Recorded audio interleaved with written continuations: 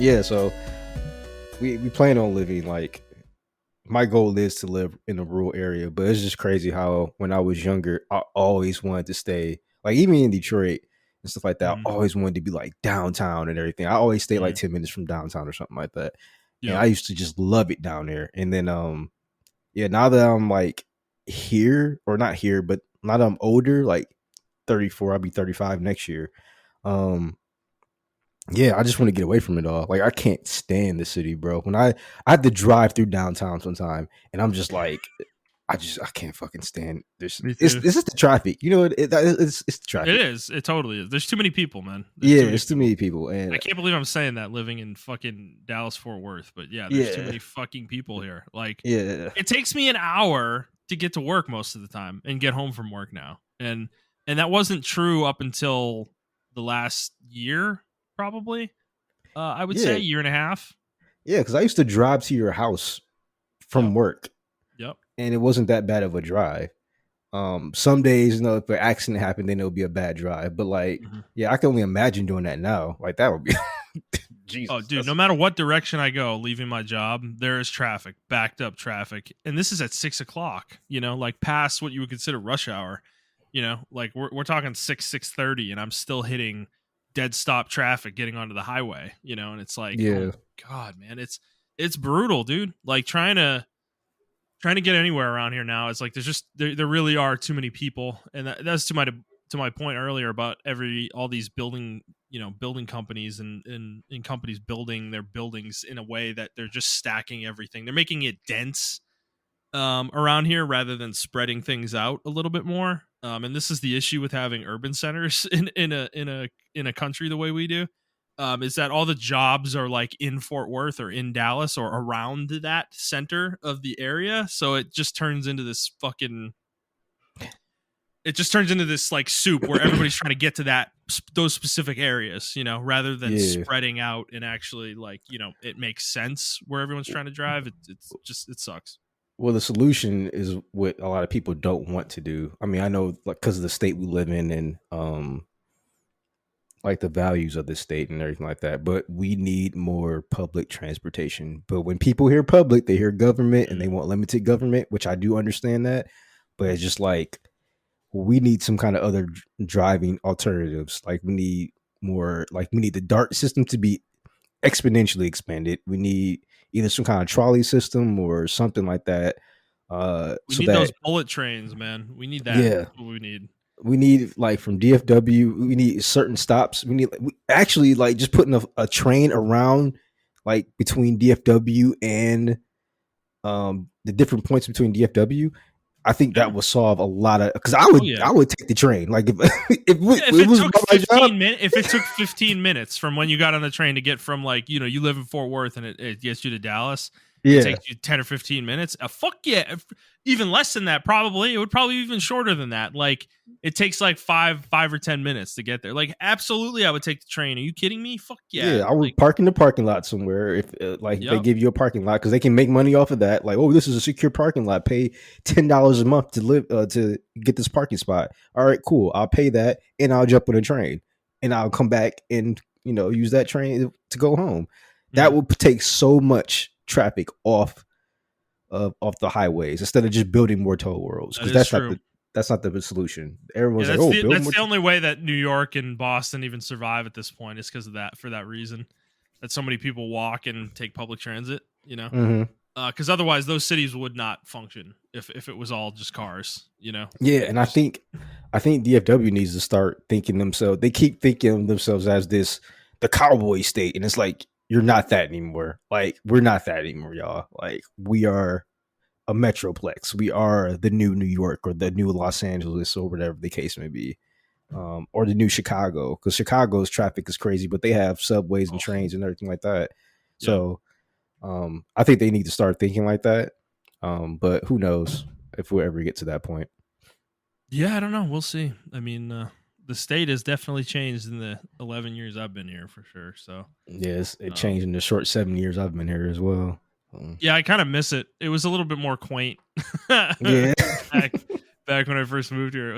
I mean, it was, there was obviously, it was busy, and there was certainly traffic. It's not like there wasn't, but I don't feel like it was as congested in every conceivable direction you could possibly go at any given time.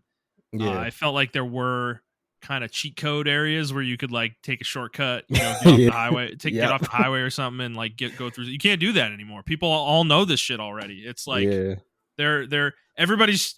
It's so congested that people are getting off to go down the access road or going into into the actual like the city spaces proper, and like driving through those, and it's still backing those up now too. It's like, and it's just Yeah. it's fucking brutal, man. So yeah, I don't know. It's a fun state. It's a fun state to live in. But I actually like Texas a lot. I just think it's too many people here now. Like, yeah, I do too. Yeah, I'm in the same boat. I really like living here. It's a very chill place to live. It's just it is changing into a more urban place though.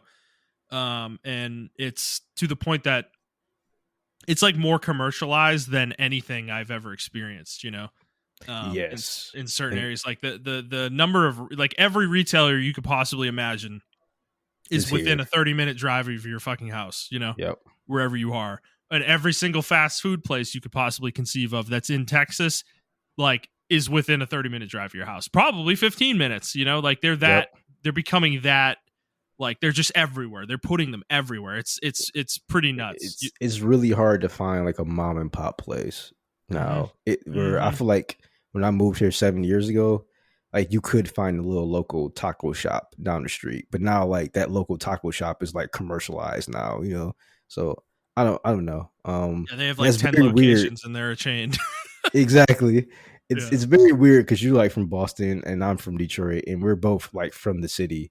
And I don't know. It's very weird. I moved away from Detroit to get away from the city, and then I just put myself in another city. The city followed you, man. Yeah, exactly. And then I actually go back to Detroit. I don't know if you've been back to Boston. I don't know how that is, but I went back to Detroit, and Detroit is more chill and laid back than like Dallas is. And I'm just like, man. No, not really true for Boston. Not true for Boston at all. No, they're even worse, dude. Their issues have compounded since I've left. They're doing the same thing Texas is, where they're just throwing up apartment buildings in whatever fucking tiny piece of land they can shove it into. And they're like, dude, it's crazy the number of, like, some of the buildings that have been put up since I moved away. And I'm like, oh my God, they got an apartment building right there. Like, dude, that used to be like a 10-car parking lot. What the fuck? Oh my God. Yeah. That's what my company's doing. Like, oh man, don't even get me started. This apartment building is this little small plot of land. I'm like, we're building an apartment building there. They're like, yeah. I'm like, okay. Yeah, man. It's like you won't even be able to fit like fucking 15 cars in the parking lot. It's like, yeah. But yep, Texas, man. It's an interesting place for sure. Yeah. But the housing market will be interesting to watch over here, because I agree with you. I think a crash is inevitable here. I'm not that far out either. I'm just interested in seeing what's going to happen with these apartments in like the next 5 to 10 years. Well, it's to your point. If people leave, all these building owners are going to be left with this massive bag, dude, where they can't. They're going to have no tenants, like, because either everyone's going to move into houses, or and there just won't be enough people here. People will move to a different urban center, Yeah. Where the way the exodus happened from California. That's if prices do not stabilize in some way and just keep going up, because that's all they've been doing. Well, I can actually see them losing like native Texans. I see a lot more native Texans. Like, obviously, my wife, she wants to move out of like Texas. She's like, I can't stand it here. It's like not the same anymore. Like, so it's it's either that, or they move out of the cities. They go like 3 hours out. Yeah. To like the east or north or fucking west or something. It's obviously it's still super rural in those directions that far out. Yep. That's the other option. So it's like, yeah, I don't know. All right. Fair enough. Well, hello everybody. This is a video game podcast. Welcome. This is the Player's Take, episode 241. I'm your host, Justin DeSimone, joined by my co-host, Montrell Rice. Um, for those of you who haven't listened before, this is our weekly show where we talk about video games, video game news, and other topics pertaining to video games, and sometimes the Texas real estate market. We post at 6 a.m. 6 We a.m. are Central 30-year-old Time. gamers, so sometimes we talk about other shit besides We are adult men with responsibilities. Yes, sometimes we talk about boring adult things. We post at 6 a.m. Central Times on Fridays on Apple Podcasts, Google Podcasts, Spotify, Stitcher, and your favorite podcast app of choice. And if you'd like to send us a question, you can do so on Twitter at the Players Take, or you can send us an email to the Players Take 01 at gmail.com. All right, Montrell, let's put aside the adult bullshit and let's get into the games. But first, we're talking about the housing market. How's life, Montrell? How's everything? How's everything treating you? I don't know what happened with my job over the last month, or the last couple weeks, but it's been insanely busy. I have like literally 8 jobs, or 8 projects rather, Yeah. that I have to like deploy and also demobilize and everything. So October is usually pretty chill, but this year it just all compounded in one time, 1 month.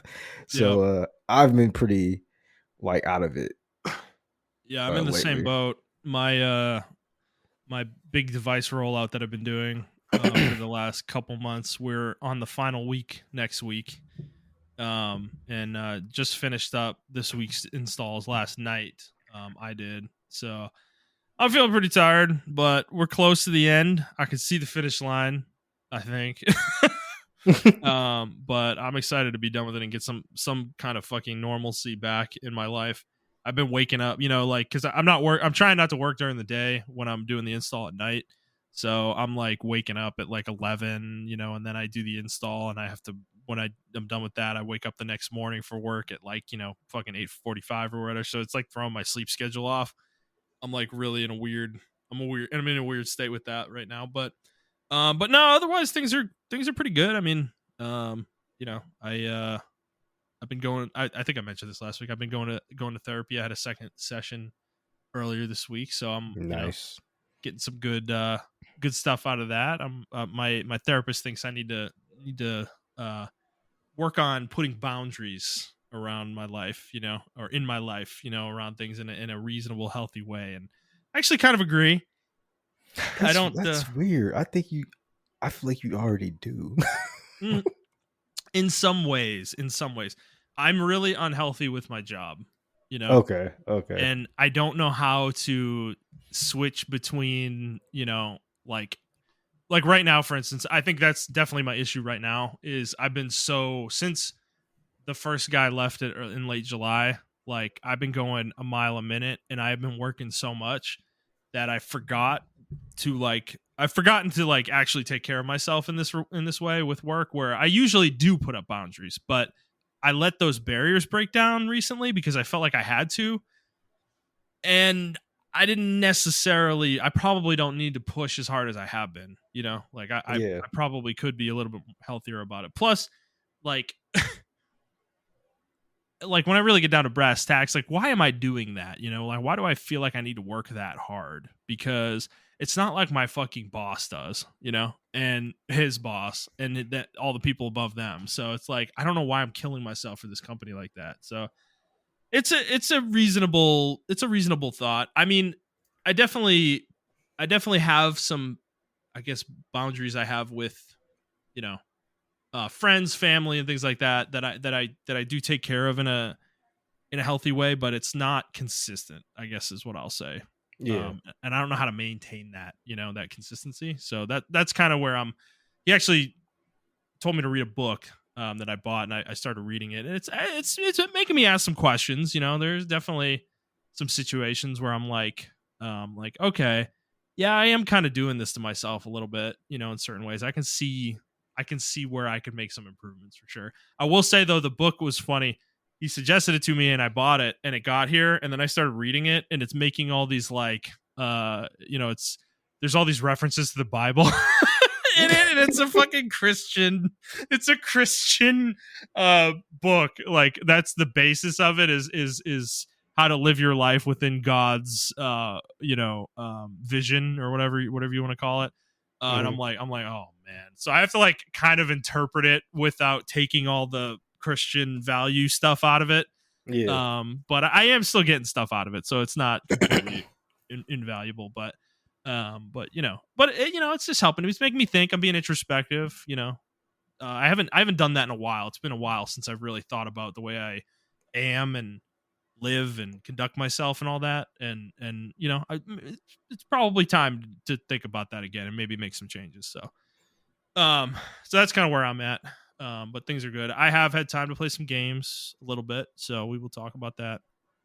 And then yeah, fuck it. I mean, let's just jump right in, Montreal. Yeah, let's go. With what we've been playing, do you want to start this week? It sounds like you've been like fucking balls deep in Cyberpunk, dude, from what I can tell. So let me check my Steam profile. I have to get this accurate. Every time I get on at night, I see you getting on Cyberpunk on Steam. Oh, really? Mm-hmm. Yeah, that's why I'm thinking you've been playing it a lot. I have. I'm 54 hours in. Wow, damn. Yeah. Not gonna lie. So first, before I even start Cyberpunk, I've actually, I think all of us, I think Jet included, I think we gave up on Apex. We had such a bad night the last time we played. No, I don't. It was a terrible night. Justin. Jet It was like never. probably Jet would never. It was probably one of the worst nights we've ever had. We were Jet was like, I may need to take a break from this. It was a terrible night for us. What? Yes. Yeah, man. No It way, was a dude. bad night for us, bro. I haven't had a night like that since like season 16, like the rush meta, the rush scan meta. It was worse than that, bro. I don't know what happened, but we got catapulted into this insane pool of like sweaty hacking diamond plus players, bro. We ran into nothing but masters and smurfs. If they weren't level 55, they were a master. If they weren't a master, level 55. Oh my That's God. it. And we can't. I can't do it anymore. I was just like, after that night, I was like, we didn't win not one single game. We tried hot dropping, we tried cold dropping, we tried medium dropping, we tried switching up our legends. We took a break, we came back. It was just, we just could. It was terrible. That was a bad night for us, and we didn't yell at each other or anything. We were just like, what day was this? Shit. When was that day? I think that was either Saturday. I think that was Saturday or Sunday. No, I think it was Saturday because Jet wanted to watch the game on Sunday. So yeah, it was Saturday. Saturday night. Yeah, it was a real bad night for us. And I was just like, I actually uninstalled off my PlayStation. I was just like, yeah, I'm done with it, man. Like I can't do it. That's why I suggested like Counter-Strike or something for us, or Valorant or something like that. At least Counter-Strike has some kind of anti-cheat protection on it or something. I know it's not the best, but it's way better than Apex at this point. Because I do want to play games with y'all. I don't know what all we can play. Fall Guys? You say what? Fall Guys? I don't think they want to play Fall Guys. I'm down to play Fall Guys. You know I'm down to play any kind of party game. I mean, we should just do it. We should just fucking do it. They'll jump in. Chad will jump in. He'll read out. He did. He played with us that one time. He did.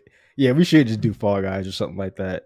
Because yeah, I'm done with Apex, man. Like I tried to recommend some free games because I know Brad. That's what Brad thing is right now. So I was trying to do that, but yeah, man, it was a really bad night. They have to do something. We ran into multiple cheaters to when it was like, I know we complain about cheaters, but it was just like this guy's blatantly hacking. Like it was some of the hacks were so blatant. And then it was not even the hackers, man. It was like the TTV losers. Like they were live streaming, and your live stream was like one person. And that was me because I'm looking at your stream now.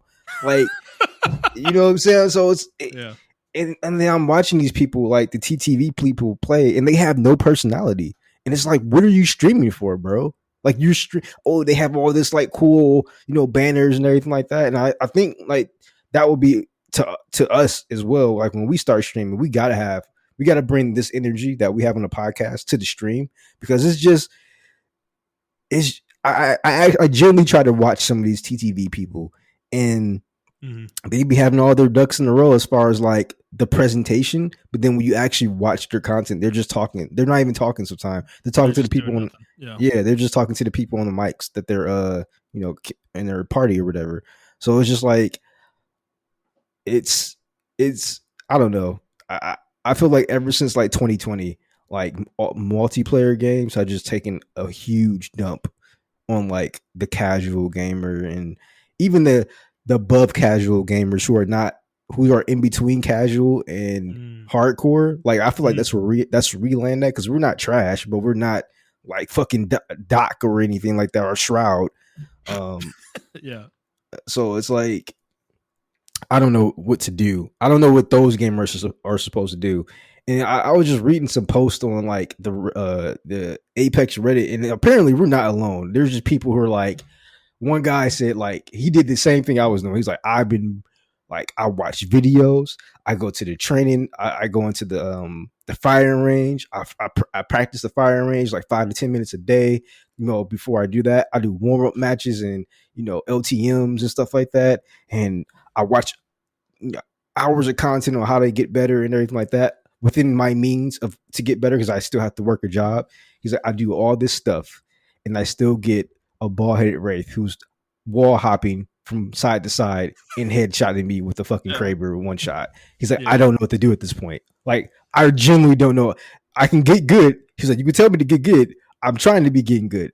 I've been playing Apex. Like he said, he's been playing Apex since the first week it came out. I've been playing Apex since the fourth season or the fifth season. So it's like, what else can I do? Like, Yeah. Yeah. so it, I agree with No, him. Like, what else nothing. can we do? We've talked about this. There's nothing you can do, dude. The game, it's. I think this happens to every game that gets to a certain age. That's a competitive game. Is that the community becomes good enough that not only are you dealing with hackers and people who you shouldn't be matched with, but the general ability of the community is raised to a certain level that you can't just walk into it and expect to be competitive. And it's just like, I mean, realistically, as much as I don't think we're that bad, we also don't really play that much. Even when we are playing, it's like Yeah, we play maybe 2 or 3 times a week, yeah, which is not enough to maintain a high skill level necessarily. So yeah, I don't know. exactly. I think that's part of it as well. Yeah, and I said that. I mean, both of us said that. Like, if we were to play every day, we probably would be as good as some of these people. But it's just like, can my mental health sustain that? Sustain that? No, it can't. It can't do Yeah. it. So, Yeah. uh, I don't know. It's just too many YouTubers and streamers on Apex, and they can have the game. I'm just gonna go back to Titanfall and have fun with that. Um, Yeah. but Cyberpunk, I've been playing that, and yeah, man, like now I see the vision. I see what all I already said that like I see what everybody else saw, but I'm just enjoying the game. Um and now I got to the point where I can start playing the DLC content because the DLC content is like right before like one of the last acts or whatever. So Mm-hmm. they recommend you play it then because you can play it anytime. But they recommend that you play it right before the DLC because it enhances like the endings and all the other stuff like that. And yeah, like the relationships and stuff like that. I see what DJ's talking about. The characters, you really do feel something for them. Almost, I would say, almost to the part. I'm not gonna say almost. I will say to the part of Mass Effect. Yes, I was Mm-hmm. attached to a lot of these characters that I was communicating with, and having what my character was having a relationship or with, or a friendship with, or whatever the case would be. I became attached to them because they have their own unique personalities, and then the people they're associated with have their own unique personalities and stuff like that. And it felt cool. Like one person, I'm not gonna name who she is, but at the end of her campaign, like or her arc, she just couldn't take it anymore, and it was some stuff that I did and the combination of stuff that happened to her, where she was like, I love you, but you're my friend, but I just have to leave the city. Like I can't do this anymore. And I felt like when I walked away, I felt like super bad. I was just like, I could have tried harder. Like I said that because I was looking back at her because she was like at the on the edge of the pier, like staring out to the pier when you walk away from her. And I actually I physically turned my character around and then zoomed back and looked at her. I was like, I could have did better. You know what I'm saying? And, and then I went to bed. I kissed my wife. I was sad. You were thinking about it, yeah. You were like, "What could I have done, man? What else could I have Yeah. done?" Yeah, because she like kind of lost everything. You know what I'm saying? Yeah. And, like no matter how hard she tried, she lost it. She lost everything. It was just one part where she took me back to her hometown and everything like that, and she explained how she lost all that, and then she went into this business and then lost all that, and then we both lost a friend between each other and everything that we both were friends with, and I was just like, and then we tried to do one final hurrah for her last part of the mission, and in that mission, uh she lost like 3 people, and one of them I had to kill. So it was like, Oh fuck! yeah, Jesus because the Christ. person attacked me. It like kind of betrayed us and attacked me, and I had a choice to either incapacitate him or kill him. But I killed him, like, because I was just like, I was already like in the moment or whatever, and that character was also pretty fucking annoying. But then once you read like the codexes and the emails between that character and like and the character whose missions it was, like, you that character is like self-destructive, and she has like self-destructive tendencies where she builds up relationships and destroys them, and like selfish, has grandiose ambitions, but then like self-sabotages herself and stuff like that. And then I don't know, it was just a roller coaster of emotions, and I was just like, damn, man, like that's a very unique character for a video game in my opinion. Like I haven't felt like that since like probably Mass Effect or something like that for a character. Yeah. Yeah. And I wasn't trying to like sleep with this character. I was like genuinely like, you are my friend, I am going to help you, because there is one character that I really like, and that's like my girlfriend, I guess, now on the game, because she texts me like all the fucking time. Like, you get text messages in the game, texts me all the fucking time and everything like that. So because after I did her loyalty mission and everything like that, so yeah, like, I don't know. It's and then there's another character like who's like really cool. Um, his mission was all right or whatever.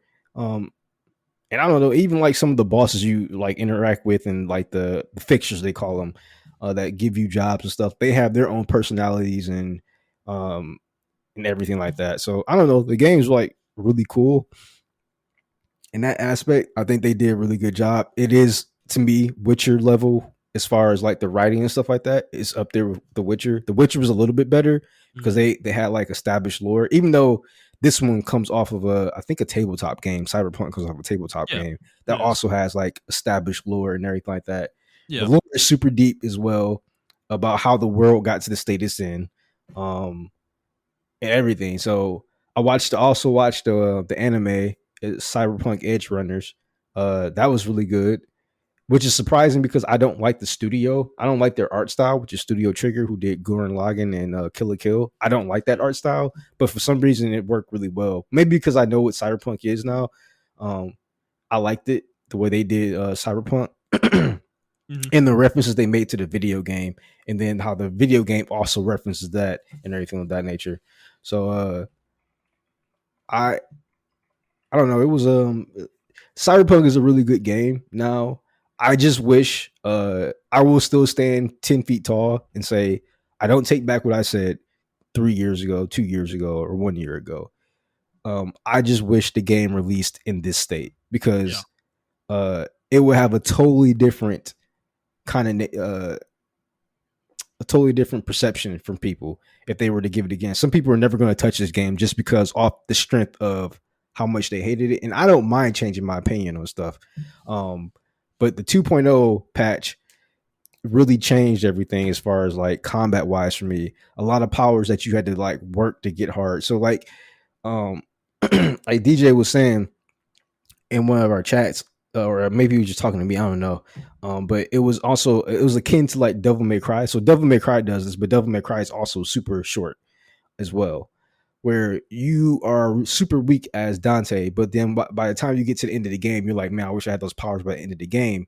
But you do get to repeat that because the game is short and is meant for you to do multiple difficulties. That was the problem with Cyberpunk, but you had to stretch that out 55 hours long, right? Like I'm not even Yeah. done with the game. I'm 55 hours in, and Right. it's like now I'm starting. Well, not now, but like the old version of Cyberpunk, it's like now you're starting to see all those cool powers, and you can slow down time, and you can hack somebody, or deflect bullets with your sword or something of that nature. Right now, you can all start doing that stuff.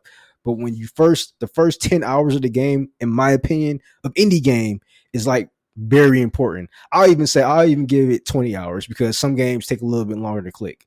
But the first 10 hours or the first 20 hours of a game, depending on who you are, is very important to that person. And the 1.0 version of this game just wasn't it for me, as far as powers and everything like that. And because that wasn't it for me, I had no interest in the world. So the story was always there. I just had no interest in playing that game because to me it was boring. You know what I'm Yeah. saying? Yeah. Um, but now the way they reallocated powers, and they fixed some of the systems as well, like the cover system and the shooting and everything like that. I think the shooting was always good in my opinion. But they just moved around some stuff, and you can get a lot of powers early, but you get weaker versions of them. But you can start to see the potential once you start adding like cyberware and all this other stuff to it and everything of that nature, to where it really enhances your gameplay. I want to say in the 1.0 version, like the cyberware does enhance your gameplay, but not to the extent of 2.0. Like I get legs that give me a double jump. That's significantly better. Like Mm. that changes the entire game. Or you can get a charge jump, or you get a fucking cyberware spine that gives you the ability to slow down time, or you can get It's gorilla crazy. arms where you can fucking pick up a fucking car and throw it at people. Yeah. Those significantly change the way the game is operated. You know what I'm saying? So But the so, builds question are for crazy. you: are Yeah. you able to get all of those, or do N- you have to pick and So choose? that's what I actually like about this game. You get one chance to respect throughout the entire game. I already respect. Oh fuck. But you get Okay. one chance to respect, and you have to know your build. You have to like plan out your build. And at first I didn't like it, but then I did like it because I'm like, I really have to understand my build. This isn't like, you know, World this of game isn't hand Warcraft. yeah, this isn't World of Warcraft. This game isn't holding your hand as far as your build. You have to know your build. Um and I want to go back and I want to do a full netrunner build. Like that's my next plan because I'm doing like a slow motion reflex ninja type build where I can like, Mm. do a lot of different stuff in slow mo time and everything. But I can't use my cyberware because of the implant I have. So now I have the implant that I want. I can slow down time for like 40 seconds and I can refresh it every time I get a kill. So I can Oh shit. constantly, I can like, so I did this one move to where I threw my knife. I'm like a blade gun runner type person. So I have knives, a samurai sword, and just like SMGs and assault rifles. Those are my main guns. And I can throw my knife, and my knife will refresh automatically to where I get another knife to throw. So I can slow down time, and when I slow down time, I kill somebody like with a headshot because I do crit damage, and I got modifiers for like more crit damage. So I slow down time, and I can just throw like five knives at a time, slow it down, and then unslow it down, and then everybody die once the time slows. So to them, I just blinked and just did it. But to me, I was walking around almost like the Flash, and I just did all that at the Yeah. at the you know at the time or whatever. So I mean, you can do some crazy stuff in the game. You can, like I said, be a net runner to where um, you can use your cyberware to like do crazy hacks. Like you can use your cyberware to make somebody commit suicide on themselves.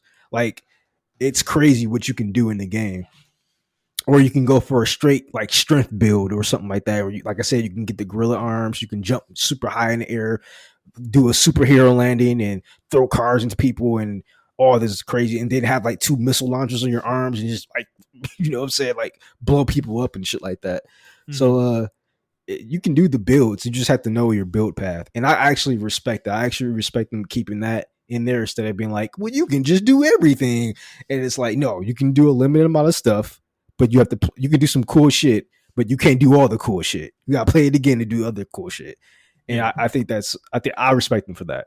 Well, it So doesn't cheapen the experience, right? yes, that's a good point. It doesn't cheapen the experience. And I respect them for actually sticking with the game. Uh I didn't expect them to do it, but they turned the game around. And in my eyes, they kind of restored their honor. But I just need them not to lie to us again. Like, don't lie to us Yeah. again. With The Witcher 4, don't lie to us. If you're gonna make a Cyberpunk version 2 or whatever, don't lie to us, or whatever next IP. Just be honest with where you're at. And I think they learned their lesson. But I think this game has an incredible comeback story, especially for me to turn me around. And I just look at games like the Anthem, to which it could have had another comeback story. They just stuck with Anthem. I look at that game, I'm like, we saw the potential in that game, just like I saw the potential in Cyberpunk, and they just didn't stick with it because they just gave in to the peer pressure, or they didn't back themselves up. You know what I'm saying? So yeah, I respect CD Projekt Red for just sticking to it, and yeah, the voice acting is like top notch. The writing is top notch. The writing is like everywhere. As far there is no, I can't see someone playing this game. I genuinely cannot see anyone playing this game and having a political take on either side. Like, that's the first time I can say that about the game. I genuinely can't see it because there are takes on each side to where it's like, you know, whatever. Like, that's how good the writing is in this game. So they still have their. It wasn't the Witcher books carrying them when they made the Witcher. It was them carrying themselves, carrying the Witcher actually. So, yeah. Well, right. We've seen bad Witcher content in the television show. So yes, yeah.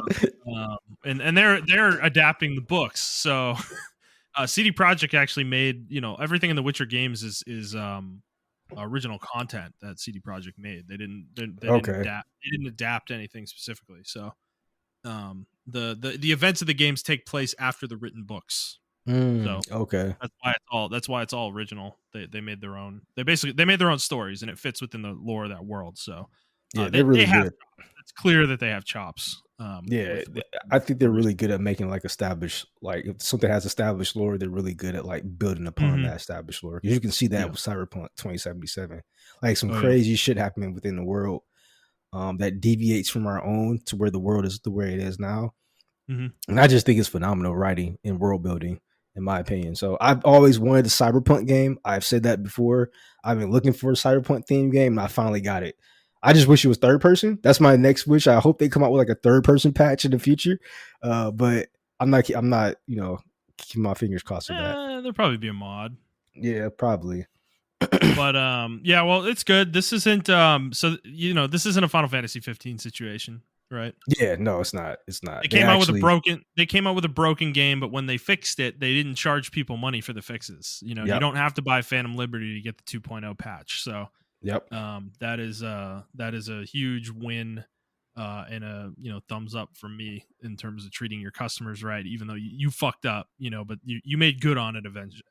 When it was finally fixed, you made good on it to those folks. So and also the next gen versions, if you own the PS4 version, you get that version, the next gen version, for free. So they also made good on that as well. Yeah, so I mean, I recommend whenever you have time, I recommend you play it as well. I think you'll like it a lot. Yeah, I'm toying with the idea of playing it soon. Actually, I got to make a choice here at some point because Spider-Man's coming, and I think that is going to be a drop. That's going to be a drop everything and play it game in 2 weeks. Yep. So and I don't do that very often anymore, but I think I am going to do it for that game. And then, but then I have to basically make a choice between Cyberpunk, Baldur's Gate 3, and Starfield of these like 3 stupidly massive RPGs that I want to play. So I need to pick one of those 3 and go into it. And I'm leaning right now. Cyberpunk and Baldur's Gate are the ones I'm more leaning towards. I actually dropped Starfield, so I'm kind of waiting for some more content to come out because as of right now, it is kind of boring. Yeah. I don't know. I love everything about the game, but I just feel like it's. I'm interested when you do finally play. You probably feel like I did, unless they release more content and more mods and stuff like that. But the base game is just missing something. I don't know what it's missing, but it has everything there. It's just missing something. So yeah. So yeah, I'm probably gonna play one of those 3, and then Star Ocean Second Story R. I'm definitely going to play when that comes out too. I just kind of got sold on that one, but that's like that's not a game that I need to play exclusively, so I think I can play that alongside something else. And Spider-Man, I have a feeling I'm probably going to beat that in like a week or week and a half, probably. So, it's going to be one of those games. So, cool. Well, anything else you want to say about Cyberpunk? No, I'm like I said, I'm glad they turned it around, and I'm actually glad that I toot my own horn that I'm open minded enough to go back and try the game again because I would have missed out on a great game. So, Yeah. um, I Very still was. magnanimous of you, Montrell. I still am on the boat though that Battlefield 2042 is fucking trash. Don't ever buy that game, y'all. That game's ass. Like it's not good. Mhm. So All right, fair enough. Well, I is that all you've been playing? Just those two? yeah, that's it. Okay. All right, I have been playing decent amount of stuff, nothing too crazy, but Honkai, nothing to say there. Genshin though, I did the 4.1 story quest, and I did that over the weekend, and that was actually pretty cool. It was a good continuation of the quest from 4.0. Basically, you intentionally get sent to prison. And you have to you're not doing a prison break, you're actually looking for somebody in the prison, and that is the kind of the so this prison though is not a normal prison. You're not like in a cell or anything like that. It's actually kind of an open fortress and in a pseudo factory where the prisoners actually work in the prison. But there's this weird system in there where you can actually like you get something for working, and they're called the coupons. They're like I don't remember what the full term is, but they're called coupons basically. And you get a certain number of coupons for doing your work shift, Yeah. and then you can spend those coupons on various things within the prison. But you can also use those coupons to skip your next work shift if you want and go do something else Hmm. with your time. So it's kind of it was an interesting concept for sure. And there is kind of a mystery at the center of it that you're trying to solve. Again, that's kind of the theme of this region is kind of more detective based work in within the world of Genshin Impact.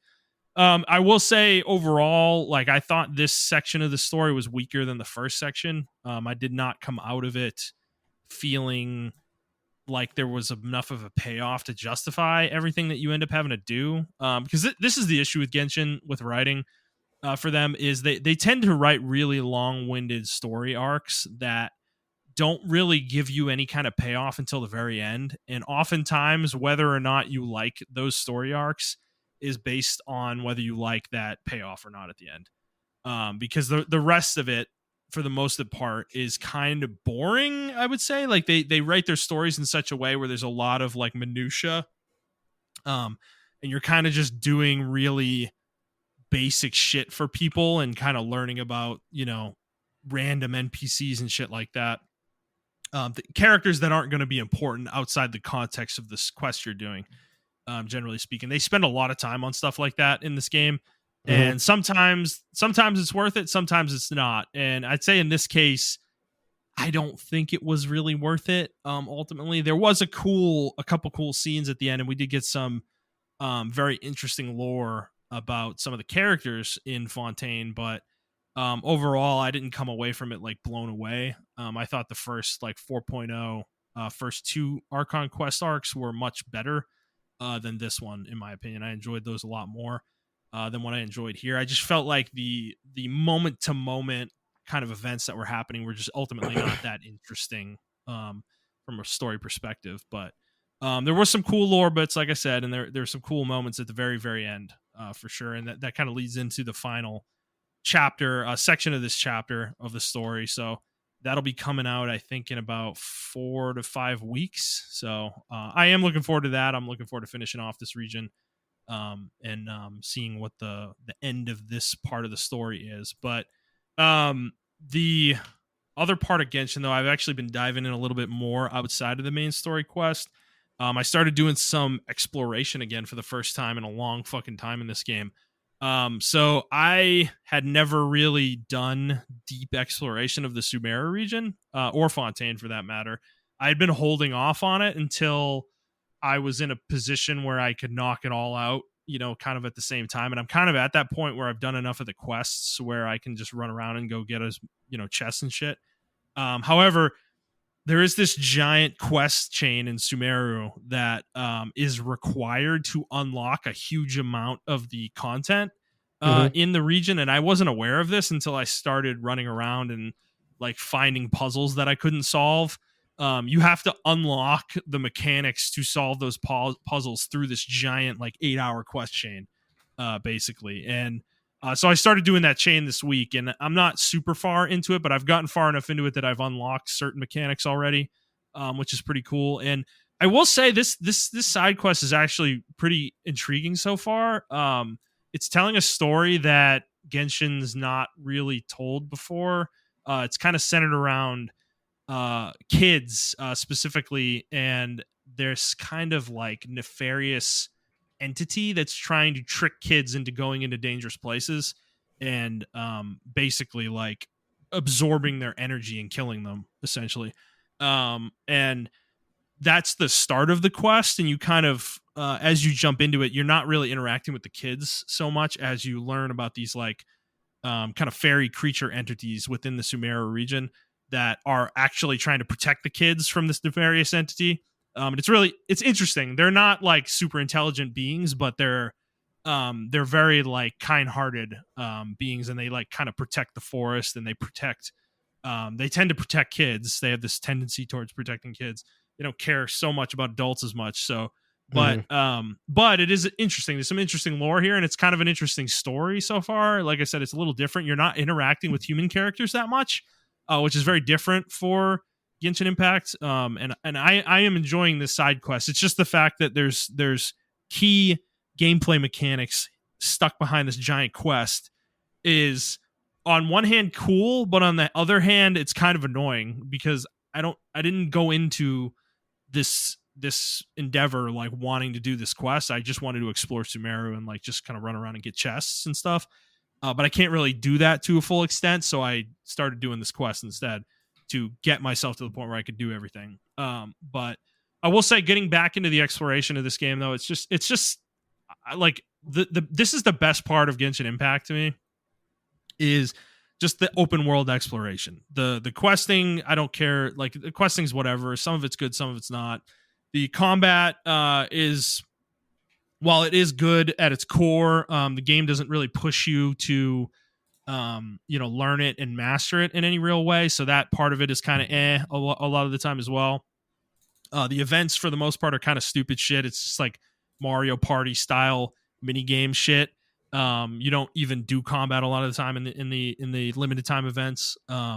And so that stuff is kind of and then even the story a lot of the time can be give or take depending on what the subject matter is and what region you're in.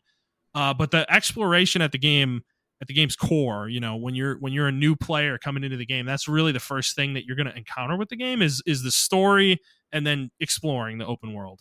And I still contend that the exploring the open world is absolutely the best and most enjoyable part of Genshin Impact.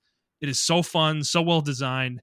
The game is constantly rewarding you for doing it, where you're finding chests that have items in it and equipment, and you get the premium currency as well out of these chests also.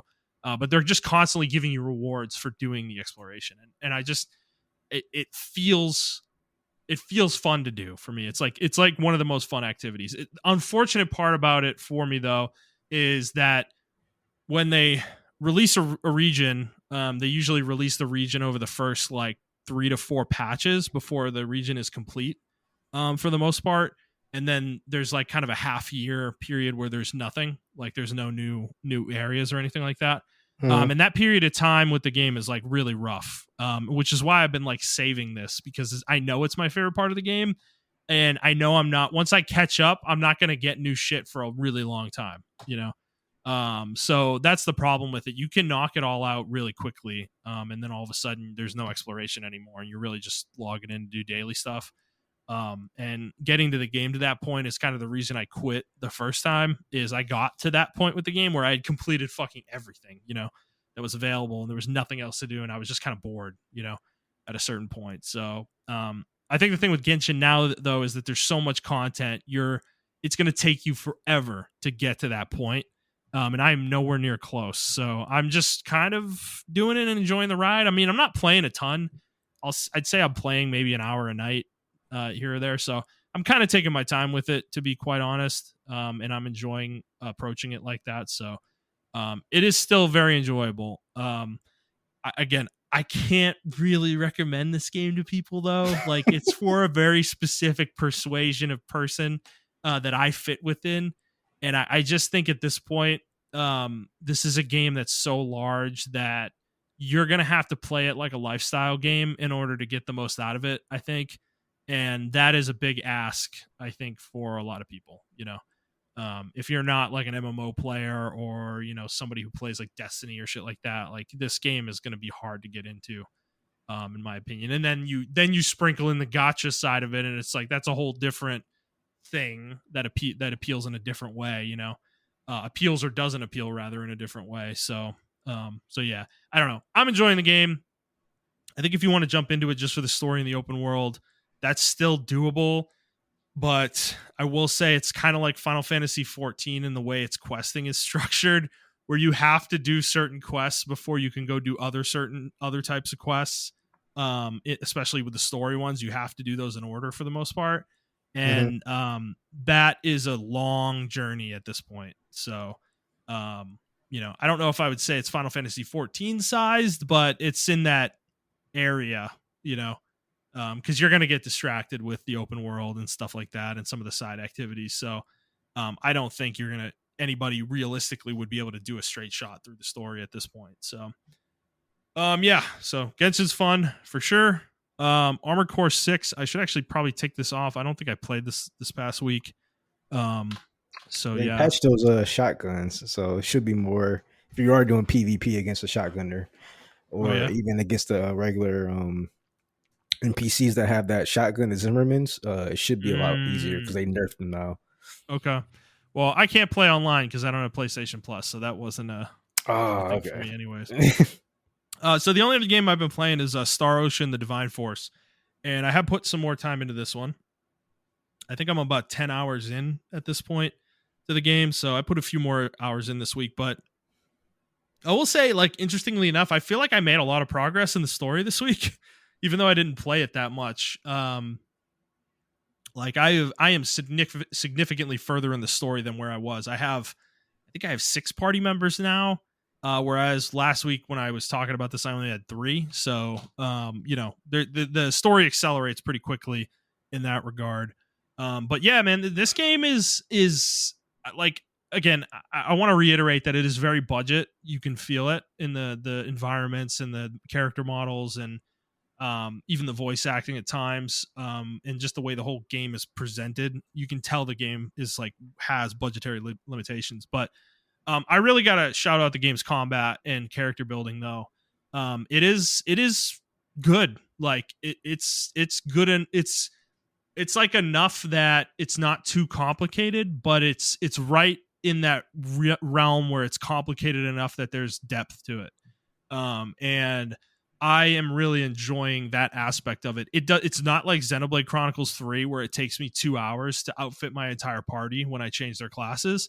Mhm. This is it's so much faster than that. Like I can outfit my whole party in, I don't know, 20 minutes, and change everything out, and it works. Like, it works really well. And the other thing I want to shout out to with this game is a lot of sometimes RPGs have this tendency, especially ones with skill trees, where you don't feel the those kind of points that you put into your skill tree. You don't really feel the power increase right away unless you do it in really large chunks. This game, you feel it, man. Like, when I put points into strength and I go into a battle, I am doing more damage, and you can see it. You can significantly tell. Or if you have more HP, more defense, and stuff like that, like, you can really feel those differences in stats against the same enemies. So that is definitely a boon in the game's favor. And then the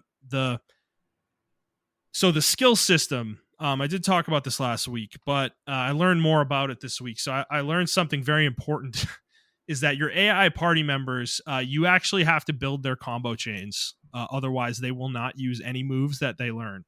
You have to specifically assign them into a combo chain, or they won't use them. So I learned that, and that there is a limitation with the AI in this game too, is that they only have 5 AP available to them. So if you build a What? yeah, if you build a combo chain, well, so the AP is within combat, Okay. and Okay. it constantly regenerates. Like it's the maximum amount they can have basically. So a lot of skills, like they cost like 1 AP to use, and then your next skill will be 1, and then maybe your last one will be 3 or something like that. But there are skills that cost 4 or 5 AP on their own. So you have to be careful with the way you build your skill chains for the AI. You have to build it in such a way that it doesn't take more than 5 AP. Otherwise, they will literally not use the whole chain. If you make it 6, they won't use it. So you have Okay. to keep that in mind. And I learned that finally. I was wondering why my AI partners were like useless last week. I was like, man, the AI in this game sucks dick, dude. Like they're terrible. They don't do anything. I'm fighting everything by myself, and they were like constantly dying and shit, and like they were fucking useless, you know. And I realized, I like started looking it up, and I was like, oh, okay, like I didn't set any heal items on any of them to use, or I didn't have the healer yet. And I didn't set her up properly when I first got her, and she wasn't really using the right heal spell. So everybody was just getting fucking obliterated over time, you know? So that ended up helping a lot with my gameplay. So now I feel my party feels like really powerful now, suddenly. And I feel like I'm kind of steamrolling shit. Even bosses that I'm running into, I'm like, this is like fucking easy as hell, dude. So it's a weird game. Like I said, Star Ocean has always had very strange balance that is really unique to it, where you will have sections of the game that are really hard, and then you gain a few levels, and then you get some new equipment, and all of a sudden you're fucking obliterating those same enemies. You know, Yeah. it's like laughable. They can't even kill you anymore. You know. So there are huge power spikes that happen in Star Ocean games, and this game is no different in that regard. So but it's fine though. It doesn't seem to matter that much. Like the game is still enjoyable to play. It's not like right now it feels easy, but I'm sure I'm about to hit a new like kind of like a new get to a new level with the enemies and stuff like that. So yeah, it's definitely fun. I did just unlock the crafting as well, which is kind of a Star Ocean staple. I've only unlocked 2 parts of it though right now, so I don't have access to the full recipe building suite, where you can kind of mix and match components to make specific things, and kind of experiment where you mix stuff together and see what comes out. I can't do that yet with equipment quite yet. I can only make very specific randomized equipment right now, so I can't like use specific recipes at the moment. So which I'm looking forward to getting to that, because the crafting in Star Ocean has always been like one of its calling cards. And I'm really looking forward to unlocking that fully and diving into that too. In terms of the story, I don't have really too much more to say here. It hasn't gotten that any worse or better at this point. It's fine. It's serviceable. The characters are certainly interesting, especially some of the new ones we've gotten, that I've gotten into the party. But overall, I do like the cast. I like the party so far, and I'm looking forward to like learning more about the world you're on and stuff like that too. So there's definitely some mysteries that they're starting to throw at me where it's like, oh, what the fuck was that? You know, like, but they're not answering those questions quite yet. So yeah, I think according to PlayStation, when I pause the game and like go back into the PlayStation menu, it says I'm like 22% of the way through the main story. So, I don't know how accurate that necessarily is, but that's kind of where I'm at with it right now. Okay. So yeah, pretty fun game. It is super cheap too. If anybody wanted to pick it up, like you can find it for like $20, I think at this point, out there, brand new, like a new copy of it. So yeah, if that sounds interesting to you, I'd recommend it for sure. Okay. Outside of playing games, I am also watching a couple of game-based television shows. I did dive into a couple things this week. The first one I want to talk about is Twisted Metal. So I decided to watch this show because I've been hearing some positive buzz about it. Weirdly Yeah, I enough, heard the same. I just haven't gotten to it yet. and I'm on the 7th episode. I think I just finished the 6th episode recently, last night. And this show is not bad. I actually like it. I'm like sitting here like, dude, do I like this show? Like, what is happening here? So it's a weird show because it's not like it was billed as a comedy, and it certainly has some comedy in it, but that isn't the driving force of the show. Like I would really argue that it's kind of a character driven show pretty heavily. And specifically the two main characters in the cast, which are John Doe and the character Quiet. They're kind of carrying the show right now for me, and they've become a very fun pair to watch on screen. So um outside of that, the show is like the backdrop of this is that the world is in like a post-apocalyptic setting. That's kind of the backdrop they had to give it. And you know, there are these walled cities where, you know, those are the places that you want to be. You know, it was that kind of setup. But um you know, the outside of those walls, it's kind of a shit show, and people are like, it's kind of like almost like Mad Max style shit. You know, Mm-hmm. people have like guns on the cars and shit, and they have missile launchers and shit on their attached to their cars and stuff. And it's fucking weird. It's fucking weird and wacky, and there's a lot of crazy motherfuckers out there. Sweet Tooth is in the show, and he's a crazy piece. He's a crazy motherfucker. I do like him. I haven't gotten to the point that I truly have like really liked the character yet, though. It hasn't quite happened yet, and there isn't a ton of time left for that to change. But there are some really cool plot elements, though, that I don't want to spoil. That they take the show a direction they take with certain characters and certain plot lines that I'm kind of digging it. So yeah, I mean it's surprisingly pretty good. The only way to watch it though is on Peacock right now.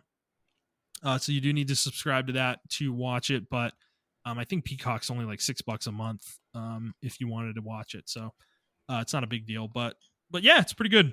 Pretty good show. Montrell, did you have any interest in it? Are you actually gonna maybe give it a So shot? it's been weird. I've been in a weird spot with video or with content as far as videos lately.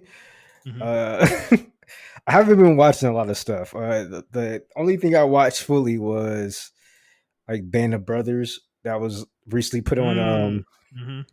Netflix for some reason. I don't know why it's not on HBO Max. It probably is, but I still have Netflix through my wife. So I was watching that, and yeah, then I started playing Cyberpunk, obviously, and I started watching Cyberpunk, you know, Edge Runners. So I Mm-hmm. do have interest in it. I looked stupid from the previews, but then DJ was like, "No, you gotta watch it." Then my mom called me and was like, "Hey, didn't you used to play this Twisted Metal game?" Oh And I'm my like, "Yeah." god. And she was like, "Yeah, you need to watch the show. It's really good." And I was like, "Okay, Yeah. so I'm gonna watch it." So usually when my mom calls me and tells me to watch it, I watch Mm. it. That's hilarious. And Yeah. another show I'm going to watch actually with my wife is One Piece. She watched like the first two episodes of it, Oh and no. she's like, I hated One Piece, like the Oh. anime, but she's like the Oh, show, the live action. yeah, the Okay. live action. She's like, but the live action show is actually pretty good. I'm actually interested in it because she hated Cowboy Bebop. She was like, and she's not even an anime person like that, and she's like, I did not like what they did with Oh Cowboy man, Bebop no, I at all. didn't hate it. I didn't hate it. I like the so this is what I said too, right? I like what they were trying to do with it. Mm-hmm. I just didn't think they had all the tools needed to do what they wanted to do with it. I Well, like what they were. yeah, Yeah, it just got too weird. You know what I'm they got saying? weird Like, at the very end for yeah. sure. Yeah. Uh, but I think that same cast can work. I just think they needed like a little bit different direction. But that show's probably never going to come back out again.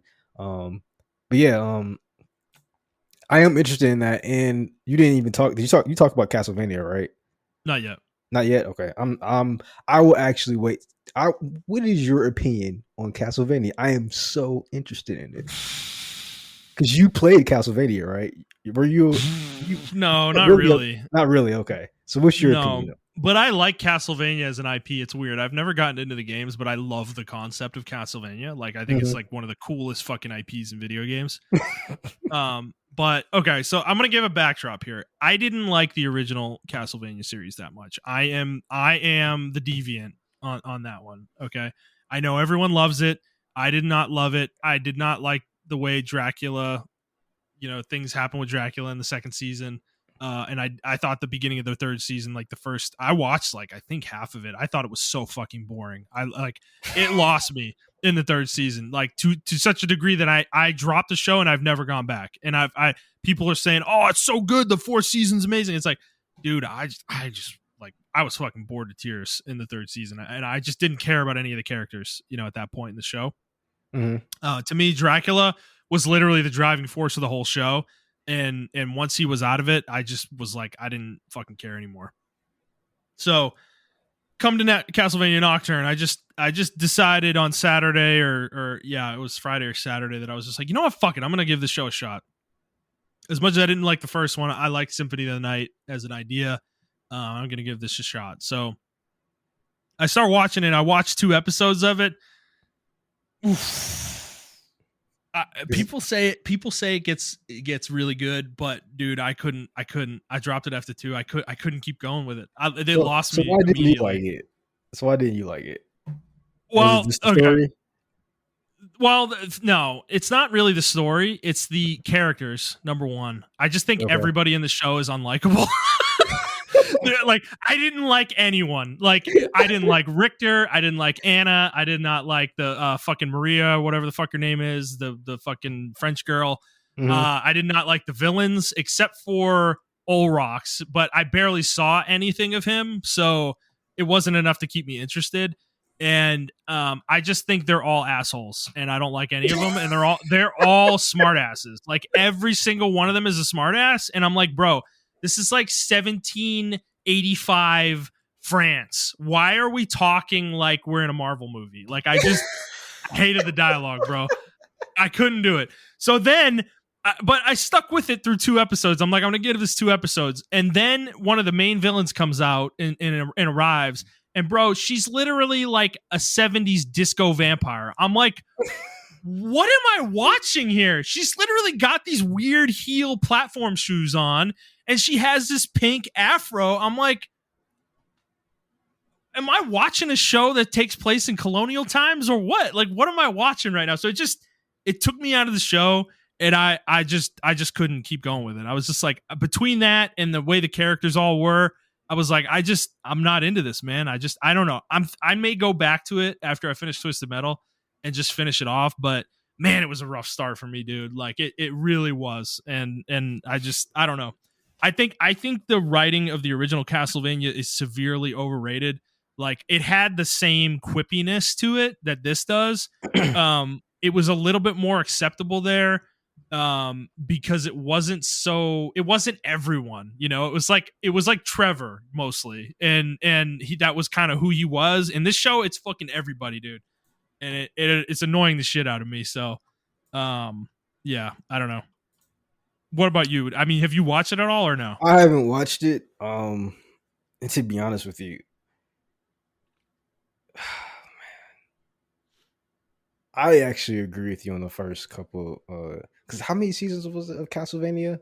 4. Like the Symphony of Night series, and no, this was based off the original Castlevania, I believe, the first series, like the original game. Okay, but I thought Alucard was in that because he's in Symphony of the Night. Right? He is. Okay. Yeah, but Alucard is he's Dracula's son, so it makes sense that he was around before Symphony of the Night, Yeah, okay, that makes sense. Yeah, it fit that he was there. I didn't have a problem with that, actually. Yeah, I think they're following their own storyline, which I don't mind. They are, because yeah. So this is my biggest gripe with like Castlevania, and then the way people critique it. Which I'm going to critique it myself. I think the way you just critiqued it was okay. Yeah. People say Castlevania has a super good storyline, or not a super good storyline, but it has a storyline that needs to be followed. And I said, I actually played Symphony of the Night, I think, or then I said not that one. I played the other one. I was on PS2. I played that one, the 3D one.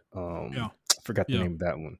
But that's the one I played. Lords of Shadow. Lords of the Shadow. I played that one, and my cousin actually used to play a lot of Castlevania games. But and I remember previously we talked about it. I didn't really play none of the games because of religious reasons, because of my grandparents. Anyway, but I did like do a lot of reading on the game, after the season came out or the show came out. Yeah. And yeah, like almost every iteration of the game, Dracula's back somehow. Whoop de fucking do. Yeah. Yep. And, Yeah. Yeah. or Yeah. I think you fight Diablo or somebody named Diablo. I think, I'm not sure. Don't quote me on that. Well, I'm pretty sure in every game you fight Dracula. Okay, so yeah, Dracula's back somehow, right? And it's Yep. like, how do you do that for a show? It's impossible to do that for a show, right? In my opinion. Now, Mhm. Star Wars has something to differ. I mean, Palpatine came back, and they literally said somehow Palpatine is back. And we saw And- how that worked out. exactly. So, Yeah. I don't mind them doing their own storyline. I think what's most important, in my opinion, that a lot of people lost track of is not Dracula, it's the family tree. Yeah. And I think they're doing the family tree justice in this game, or in the Yeah. show rather. Yep. I think that's the most important aspect of Castlevania is you follow that family tree and you tell us how each, Belmont or its subset became who they became or whatever. Yeah. Or Yeah. show them at their peak or whatever the case you want to do. But yeah, I agree with you on Dracula. I actually loved the first season of Castlevania. Yeah. I was like, oh, it's shit. only 4 episodes, dude. It's only but 4 it episodes, is pretty but yeah, compelling. it's pretty compelling. Good. I don't know. Does he die in the Second spoiler season, alert. end of the second season. In the second season? Yeah. So I actually like both. He's so frustrating in the second season because he just like loses any desire to do anything. Like he doesn't care about anything in the second season, and like I thought that was like a realistic motivation, in my opinion. Yeah. Like he lost the love of his life, and he just like, I don't fucking care, bro. The problem for like, me, yeah, he was just so compelling though. I loved his portrayal in the first and second season, and then I don't know. I thought he was the most compelling character. Yeah, he was. The third season is where they lost me. I thought the motivation for me, it should have been 1, 2, Nocturne. We didn't need that third season. In all honestly. Now, did you finish the third season? Because from what I understand, Dracula actually comes back. He comes At some back? point, I never got there. Yeah, I didn't make it. They spent too much time.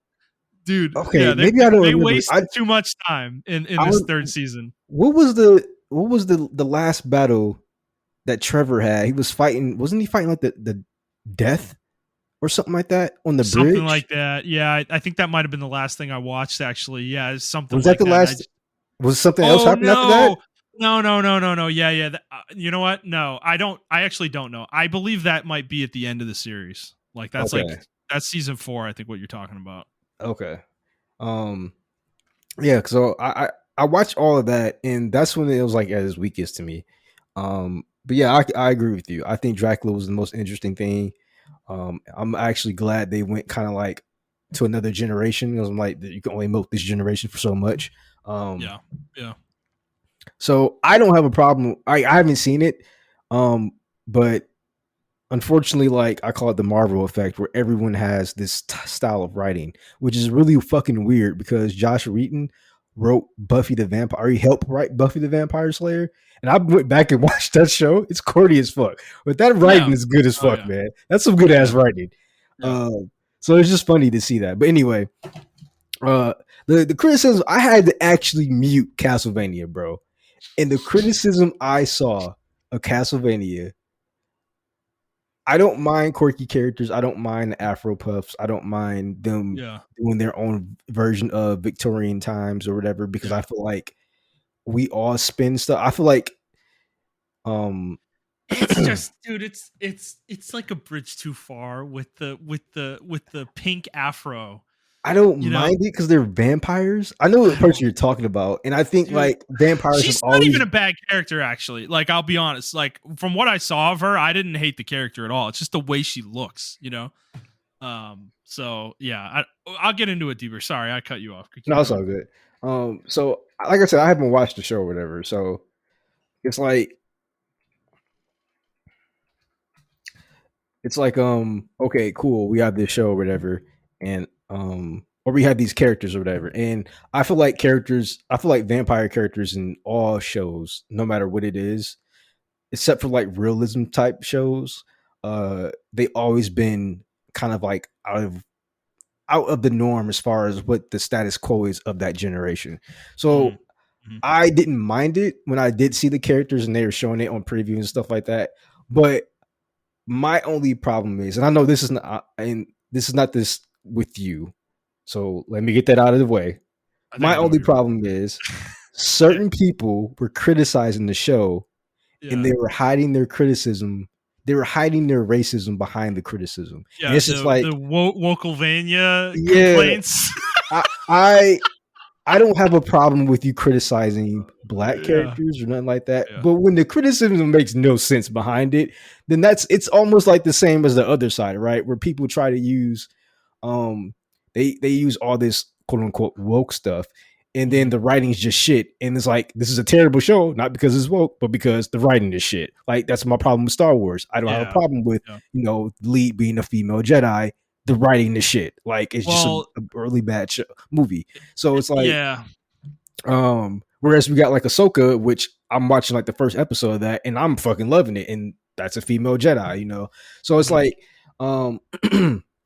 that was my issue with like Castlevania, like the criticism behind it. Now there probably was actual good criticism, but I just decided to do a nuke and I muted No, you everything. can't find it, dude. Yeah. Because I did the same thing. I watched the first 2 episodes and I came out of it like, oh, I really didn't like this. And I started looking up other opinions, and all I could find was people complaining about Annette was changed to a black character and she's like a slave, and they're like, what the fuck? Why did they do that? Why do they always do this with all these? And it's like, oh my god. And then I started seeing the Wokelvania comments, and I'm like, oh my god, bro. Like, it's like I to some extent I like understand where it's coming from, but these people are so lost that they don't know how to criticize without like you said, they're thinly hiding their racism behind this commentary, and it's not even really hidden. Because to me, it's like I don't have a problem with any of that. Like you said, their changes to the lore and they're kind of making their own story within the Castlevania universe. I don't have a problem with that either. I don't think Castlevania is that sacred that the story needs to be adhered to It's like it's not. Lord of the Rings. No, it's not. It isn't anywhere near that good. Like Montrell said, it's literally a cartoon at this point. What bullshit excuse they come up with why Dracula's back. You know, so it's not that sacred, and I don't have a problem with that at all. And all these characters, a lot of these characters that some of them they made up, some of them they changed. I don't care about any of that either. My issue is literally with the quality of the writing, and I think people are sniffing this franchise's asshole because they like the first version of it, and they just want an anime show that's about a video game, and it's like it's not that good. It was never that good. Like we're just blowing smoke up their ass. And we did that to such a degree that they just kind of did the same thing with this show that they did with the first one, and they like doubled down on a lot of the stuff I didn't like from the first show. So now we have a whole show filled with it, and it's like, Richter's a smartass, Anna's a smartass, Maria's a smartass, Maria's mom's a fucking smartass. Like I'm like, okay, guys, I get it. You all are so smart. You guys have the whole fucking world figured out. Like, I can't wait till they fail. That's kind of why I want to watch. I'm like rooting against the main characters. Like, that's bad. That isn't a good situation to be in. So because like I don't know anything about Olrox, but based on the first couple episodes, like he's the most interesting character. I want to learn more about him. So far, because he kills Richter's mom, and he immediately tells Richter's there. Like Richter's trying to fight him to save his mom in the moment. So that's why it's like a really traumatic moment for Richter, obviously. And this dude kills his mom in front of him, walks up to him and is like, hey, I could kill you too, but I'm not gonna. And he's like, I want you're gonna understand someday why I did this, because your mom took somebody very important away from me, and you're gonna feel that same pain that I felt. And then he leaves. And he just leaves, and Richter doesn't see him again until he's an adult. And it's like a really interesting setup for a villain to me. And I want to see that play out personally. But I'm just not rooting for the main cast, I guess, and I think the other thing with the show, I think the animation is like acceptable, but people overblow how good it is. It's not that good. I don't know. Isn't that as good as the last seasons? I thought the animation was really good in the last seasons. Even I if the can't writing was remember. like low tier, I feel like I can't remember specifically enough to compare the two, but what I've saw, there's some scenes where they're in combat and in motion and they're running and it just doesn't look great. It's like they're just kind of yeah, sitting on the frames a little bit too long. Like, yeah, I know what you're talking about. So that's my issue. They do the skip frame thing. yes, I don't yes, yes. I I don't don't think I know. like that. I think Yeah, that's my problem. Yeah. they did it a little bit in the last season, but it was more controlled, or in the last Yeah. couple of seasons rather. It was more controlled. But that's like my big issue with also like Avatar. Like I love Avatar and I love the Legend of Korra as well. But the skip frame shit they do just makes the animation look choppy. It took so long Yeah. for my eyes to adjust it and actually appreciate it. But So I I didn't was know watching. that. That's what that is. So that because that's what I see is like it doesn't feel like the animations are smooth. Yeah, they're skipping the animations, and that Gotcha. actually helps cut like some production or Oh, whatever. for sure. Yeah.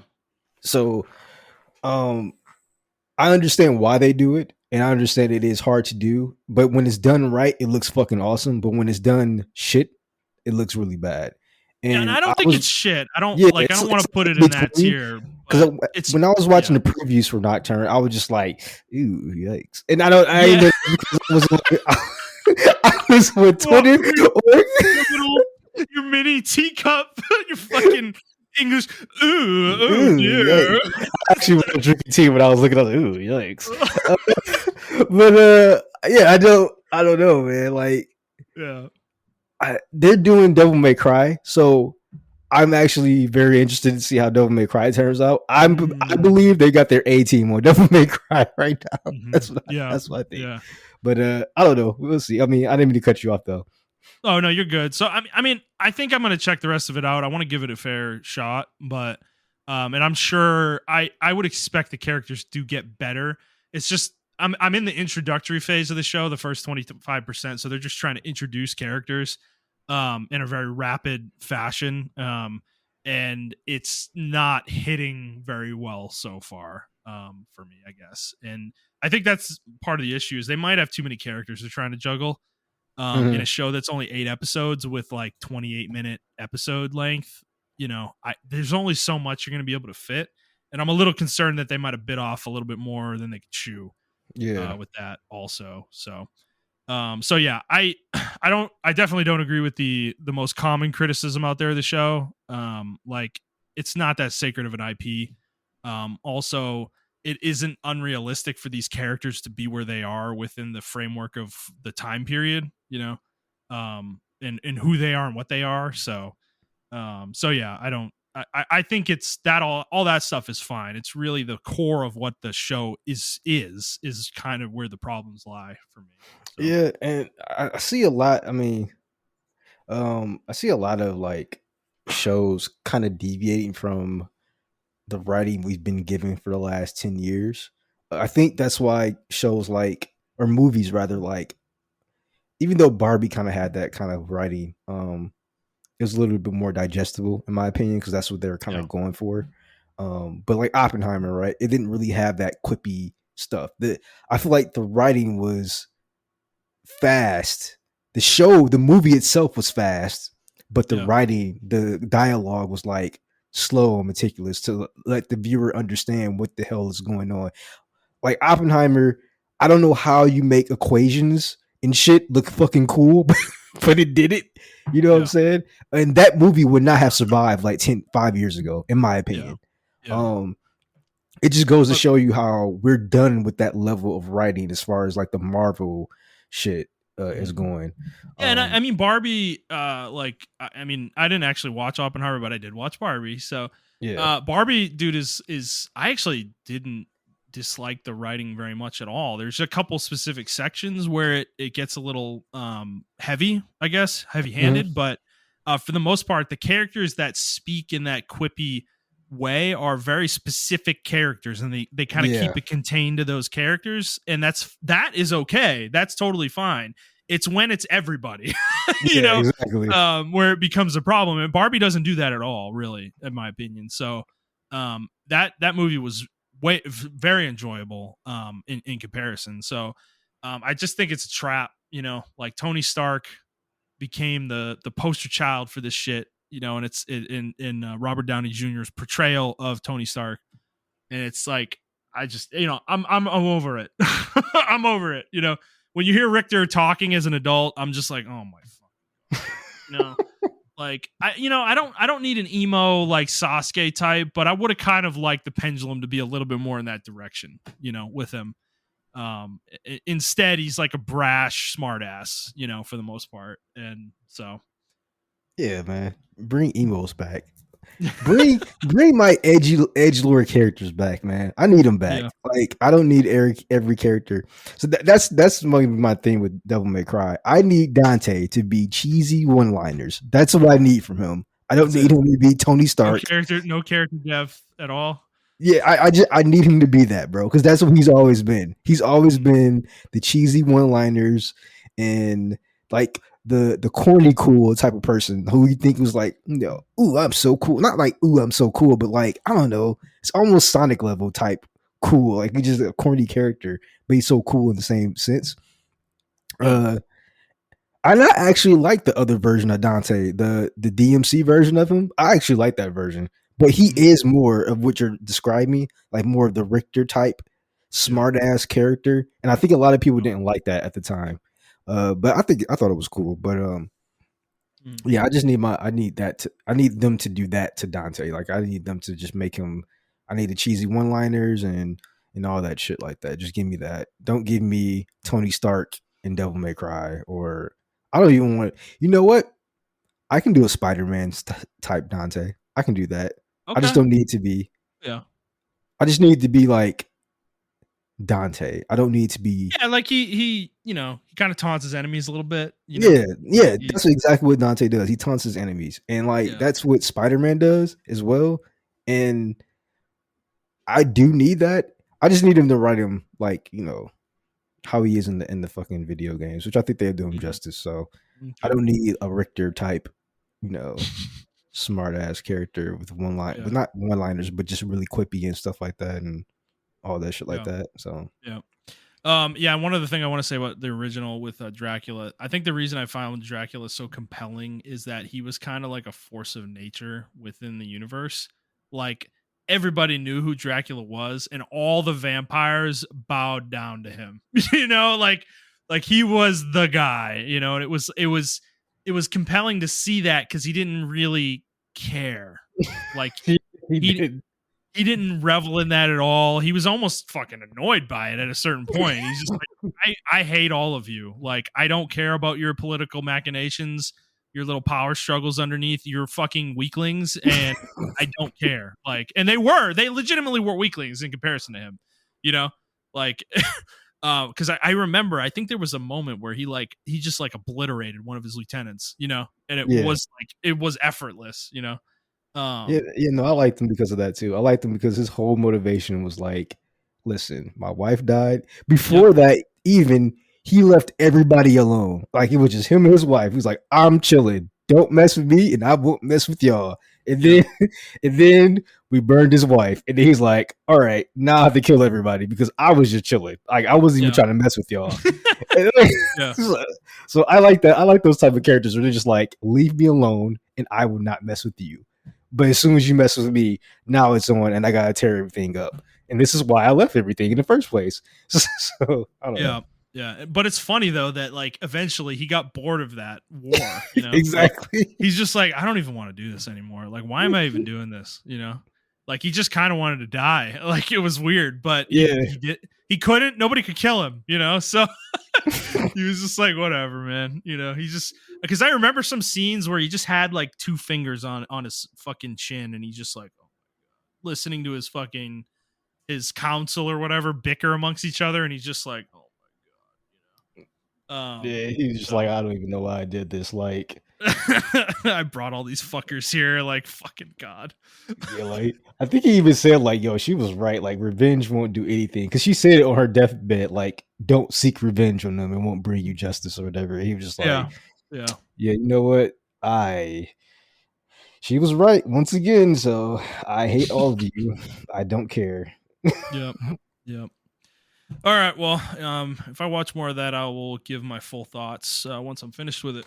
But other than that, that's all I got for stuff I'm playing slash watching. So, Marshall, let's move into the news, and we only have one news story this week, and it's kind of a minor one, but it kind of brings the subject back into the forefront that I wanted to talk about. So, Naughty Dog, Kotaku reported that Naughty Dog has laid off uh, around 25 developers. I've also it's heard like few dozen, whatever that number is. So they laid off 25. So developers was the term. I think specifically in the report though, it's contractors that they laid off, and that the Last of Us multiplayer game that has been worked on for a few years now, Factions, has been put on ice, quote unquote. So, Montreal, I don't know where you're at with this. I mean, obviously, we talked about this a few months ago, back in I think it was June or May, that this was being put on the back burner Mm-hmm. by Sony because Bungie had taken a look at all of the first party multiplayer live service games and kind of gave their blessing or didn't, and this was one of the ones where they didn't. And I'm kind of, first of all, it bums me out, number one, that this happened with Naughty Dog, that they put years of effort into a project and we're not going to see anything from it. That is a huge waste of time for a studio that's as important as they are to Sony, in my opinion. But number two is I kind of wish we could know specifically what was said to them about their game, because I don't think Bungie, the pedestal that Sony is putting Bungie on, to me is not earned. I guess. I have a lot of shit to say about this. Yeah. Oh, I'll let you finish. I'm sorry, I didn't even interrupt Well, you. that's really how I wanted to start it. Is that I just don't think Bungie has earned their place within PlayStation with the way they are, that they have the right to judge all these games and say this one's worth it and this one's not. Like, that's fucking, to me, that I like. Destiny 2 is a successful game, but it's also a game that's consistently been on fire since it came out, And Yeah, yeah, go ahead. Go ahead. yeah. So I 100% agree with you. I don't think how I want to put this.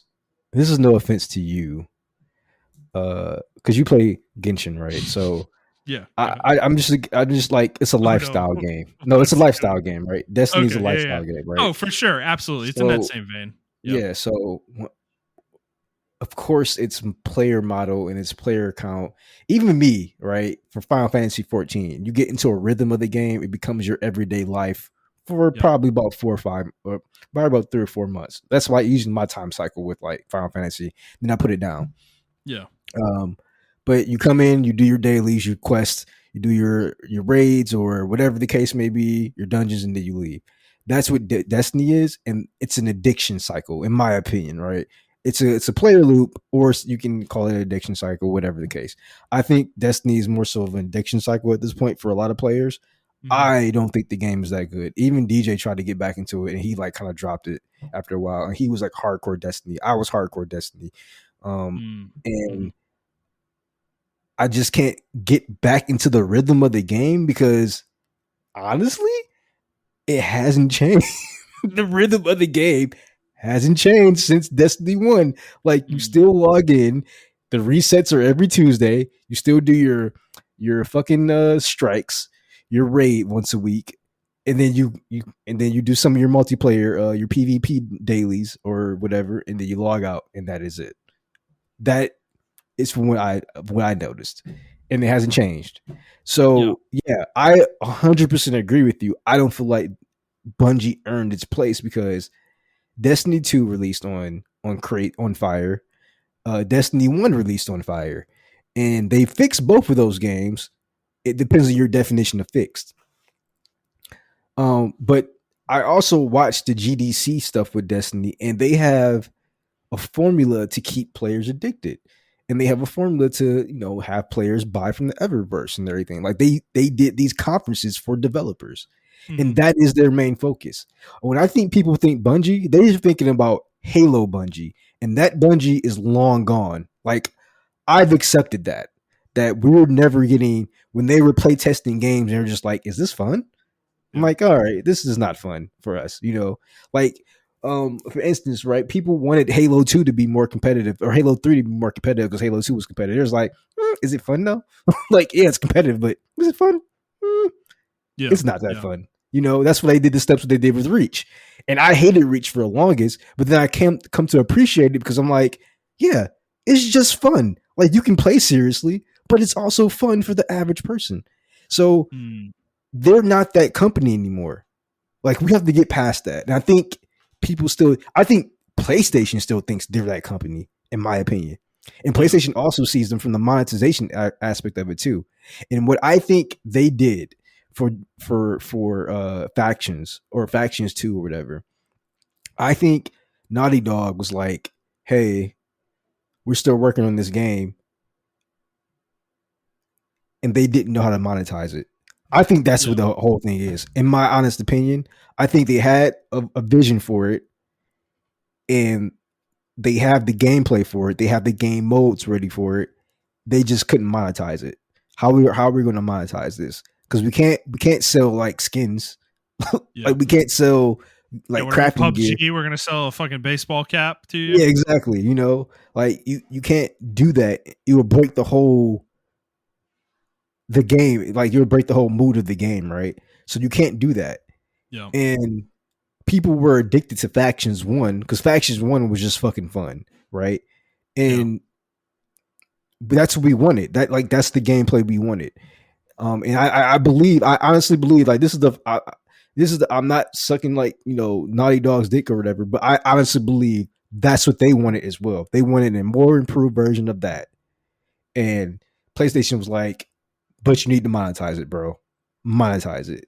And then Bungie came in and was like, "It's fun, but where's the money coming from? How you guys gonna monetize it?" Yeah. And I That was the think main thing that came out of the reporting in June. Yeah, I remember we read that. Remember, I think we Yep. read that reporting, and um, yeah, I feel bad for the team because I feel bad for us. I feel bad. I especially feel bad for the developers though, because I think they were genuinely trying to just give us a genuine product, but it was ruined by monetization. Like they Yeah.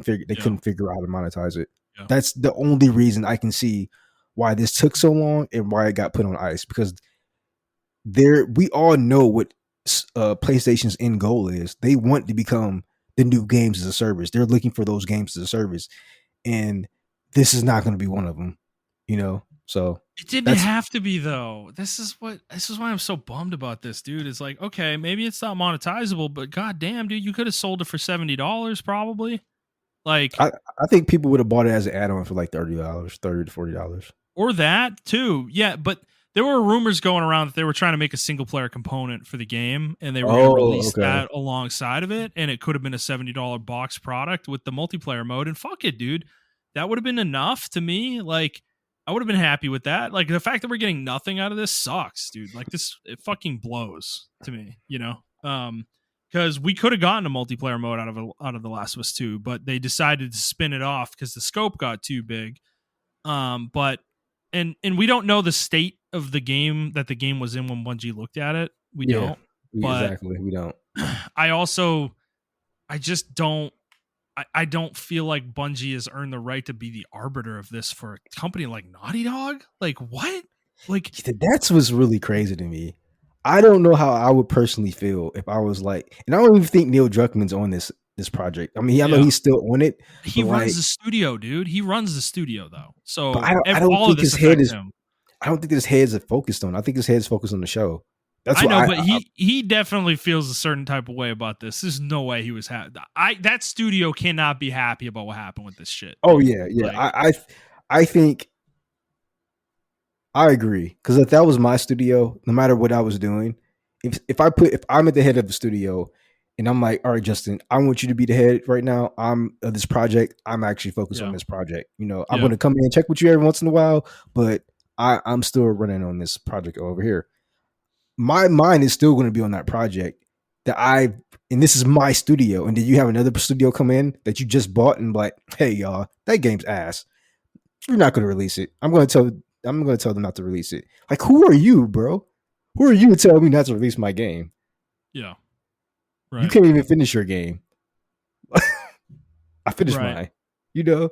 Yeah. And yeah, I think the other thing that frustrates me about all this with Bungie is that there's this perception they've become this like golden child for certain people in the industry where they can almost do no wrong, and it's just weird to me because remember we were doing this show when Activision and them split, you know. Mm-hmm. And you remember that moment. That was huge. That was a huge moment in the industry.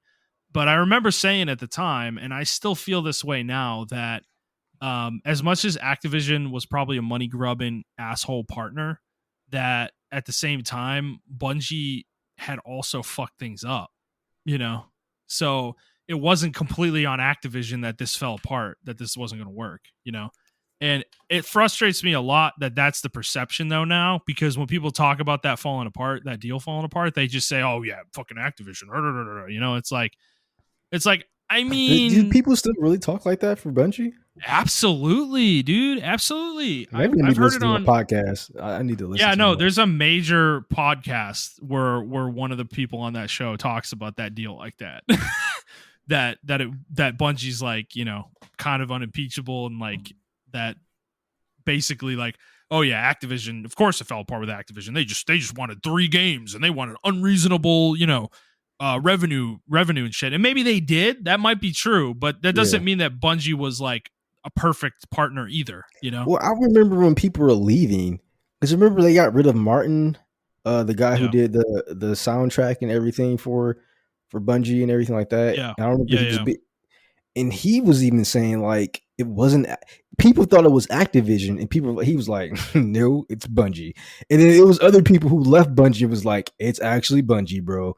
And I remember some of the contractors and the employees too during that time, because it was a weird time. They were like laying off people, or people were just leaving, and they were like, "It's not Activision, it's Bungie." And then people, I remember even thinking like, even myself, I was like, "No, it can't be Bungie, man. Like, it has to be Activision putting pressure on the leads to do what they need to do for the like for some of the lower staff or whatever." But then Right. once they left, a year or two later, Eververse came out, and I was like, "Yeah, this Yeah. is just Bungie." Like, I was like, I can't Yeah, like man. Yeah. I don't know. Yeah. it was I don't No, know. the monetization that path that game has gone down ever since they've decoupled from Activision. It's like, dude, they're worse than Activision would have been. Like this is worse than what Activision would have made you do. Like like, dude, they have a season pass in that game. They have a loot box store. They have the Eververse store where they do all sorts of bullshit. They have all these ticky tacky fine print rules when it comes to buying content in the game. They've done this weird shit where they have their own fucking currency in the game, and they've done these weird things where they, you know how that fucking works, where you spend $10 and oh, you need 100 more coins to buy the new DLC. You better buy $5 more worth, you know, that kind of shit. They do that stuff in Destiny to this day. They still do that now. Like they're fucking nickel and dimey little assholes. Like they're like 2008 Microsoft, you know? It's like, yeah, they got away from Microsoft and Activision, and guess what? They learned a lot from those two. So it's, I don't know. I get a little frustrated with it, and the idea that it's affecting Naughty Dog. Because, dude, when you look at some of the other games, right, that we're gonna get, right, like Fair Games, for instance. Okay, what about that one made you say yes? Like, this one's cool. This one's cool. You know, it's like, is it just monetization? Is that the only thing you were evaluating? Long-term monetization models? Because if that's all we're doing here, then Sony's going downhill fast, man. Because like games have to be fun, and Sony's gonna have a fucking rude awakening when they release some of these games and they're not good, and they're just fucking money farms, or they're trying to be money farms, and their audience is gonna react very poorly to that, very very poorly, to the point that like Jim Ryan feels compelled to come out and say, oh, third party single player experiences are integral to Sony's future, to PlayStation's future. And it's like, yeah, you're saying that because you can feel it. You can feel the Oh yeah. ire coming from people, because that showcase we had back in May or June, whenever that was not well received for this exact reason. People are not happy that we are getting you announced no new single player first party games, and all you announced were fucking live service games. That's it. People were pissed, and they're still pissed, and that is going to continue. Sony's not going to get away with this shit, man. They can't just pivot to live service with half their catalog and get away with this. Like, it's not going to work out. Sorry, Justin, I completely disagree with you. They are going to get away with this. They are. I don't know. I mean, you're probably right. You're probably right. I just saw you. I don't want to admit it. I just heard you lean back and put your arms behind your head. Have I learned nothing from Matt? Have I learned nothing from Madden and FIFA, Montrell? You're right. You're totally right. You're totally right. It's the bias that people have for Sony. I mean, we are going to call, and rightfully so, by the way, don't get me wrong. We are going to call Microsoft out on their bullshit. Hell, we even call Nintendo out on their bullshit. But when it comes to, and to be honest, Nintendo still gets away with fucking murder. But definitely. But when it comes to PlayStation, it's like a fine line, bro. It's a real fine line, and I don't know how you can look at the current climate. And I understand a lot of these games have probably been in development for about 3 or 4 years. So you can't just be like, whoop, games as a service is like, the trend is over now. Fuck it. You can't say that, right? So I understand it from that aspect too, where you're like, all right, which one has to go? All right, we're going to let factions go, because while it's on the surface a fun game, it's not going to bring us long-term revenue. You know what I'm saying? But is a Horizon MMO made by NCSoft going to do that? Like, really? That's what they're doing? You really think that's going to work, Sony? Yes, that's one of the games. Yes, that is one of the games. NCSoft. I know NCSoft, guys. I know them. I've played Ion. Okay, I've played Ion multiple times in my life, and I know this company. Okay, they're not going to make a good game. They might make a good game, but they're going to ruin it somehow. They always do. That's what NCSoft does. Yeah, man.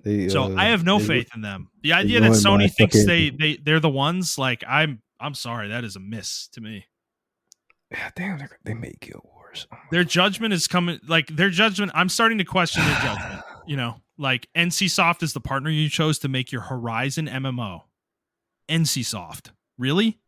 The grindy Korean MMO publisher.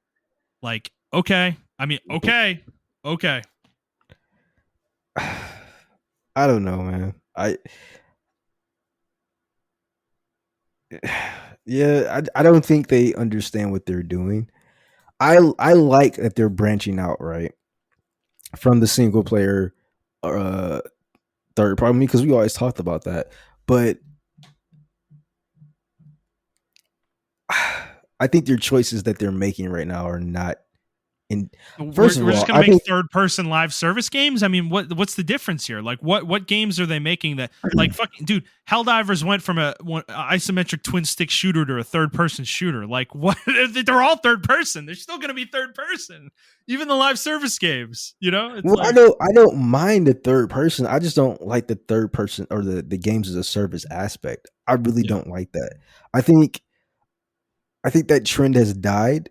I think that trend was. They are getting onto it late, definitely. Yeah, they are definitely getting onto it late. I mean, they kind of get onto everything late, to be honest with you. PlayStation does.